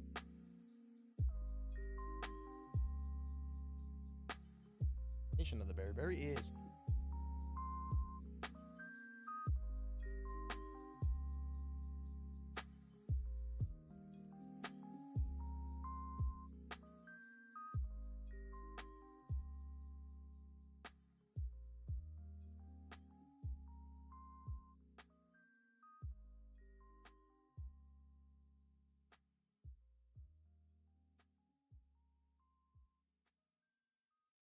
awesome. Fantastic. All right, that's so good. I really like that. Perfection. Excellent. Alrighty, we've got the seal of approval from Simmer. We're good to go. Okay. We're gonna turn off the lovely tunes from Pretzel. Work. Okay. Fantastic. That's really good, Simmer. I like that one a lot. Very fun. All right. Ooh. The prophecy of the golden egg has brought me here. You have much to learn if the prophecy is to be fulfilled. But who better than I, Rooster Ramirez, voted best crest in high school to teach you the ways of the golden egg? You shall be my eager apprentice, beyond a Padawan. You really call me a Padawan? Wow. Go on and see the chicken tasks I've assigned to you on the skill screen. We might just see you with a silver medal on your chest before too long. Hey, Rooster Ramirez, what you got for me? Increase your pecking power. That seems pretty pog. Pecking power pog. It's Tostada. Kinda looks like her. I wonder if these are references, these images. Oh, there's something up there.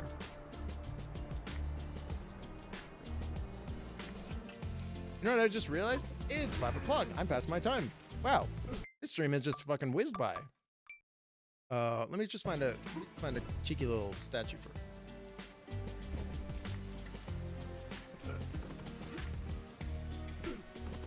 Hog. Okay, awesome. Man, but this has been a really good stream. Okay, I got an idea for a huge, but it's too long it's a bit too long for the chat limit. Oh man. Zarkray, if you want, you could go ahead and send that my way via Discord or what have you. I'm more than happy to accommodate. No problem. Thanks, Simmer. I appreciate it. Yes, I'm Jimbo the Wizard. I go live on Mondays, Wednesdays, Fridays from 2 p.m. to 5 p.m. Eastern Standard, and I do all kinds of stuff. I don't even, most of the time, I don't even know what I'm doing before I go live. So, you know, there's that. Always, you never know what you're going to get. If you enjoyed the stream, I would absolutely appreciate the follow, and so that way you can know when we're going live. Thank you to everybody for coming by and hanging out, chatting in the thing. Oh, Simmer, thank you so much. I appreciate it. Oh, thanks, Teef. Thanks. I do want to give a special shout out before we go to Hawkward for the raid, Simmer for the raid, and Simmer for the for the gifted sub. Thank you so much. I really appreciate it. I really appreciate it, guys. It's you know, it's totally not necessary. Oh my god, and that puts us at our goal too. Wow, thank you so much. Thank you so much. I gotta figure out what we're gonna do for that. We'll probably do some kind of one shot or something on stream. I don't know. I gotta figure something out. I was, again, not expecting that, so thank you so much. I really appreciate it. It's very kind. Alicia's Gate. Oh, Alcla's message will message me the details. You got it. I will go ahead and put. I will go ahead and take down the detail of it.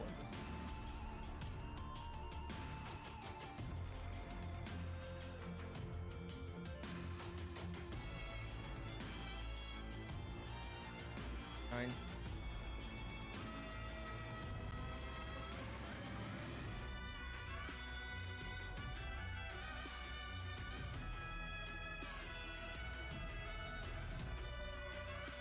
$9.27. Beautiful. Excellent. And I will go ahead and get that. You're very welcome, Zarkrane. Outclaw. Fantastic. You're very welcome, Zarkrane. And again, thank you to everybody for coming by and hanging out, chatting. I super appreciate it. Before we finish the stream off, though, let me go ahead and get this bump in here. The music in this game has just been so good so far. The music in the first one was excellent. And I'm glad that they've made it just as good as this one. So let's see who's live right now. See if we can send a little bit of love there.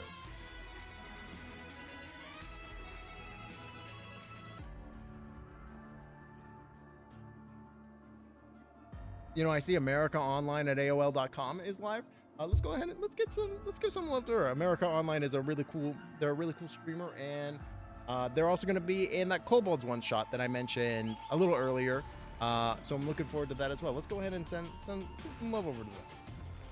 I think this should work. I got a new thing going on with my stream deck. I think this should just work. Oh, wait, I got a long press. Hey, it is working. Okay, awesome. You're very welcome, Ray. You're very welcome. Thank you for being here. Yes, I will be live on Wednesday, so I hope to see you guys around. Thank you guys for hanging out, for chilling. I appreciate every single one of y'all. The Cobalt stream, it has unfortunately been postponed into April. We were planning on it being this week, but things happen. But it should definitely be in April, which it'll be a good time. But yeah, thanks again, everybody. I will see you guys on Wednesday. I hope you guys have a fantastic rest of your day. And yeah, thanks so much. Alrighty, go on, guys.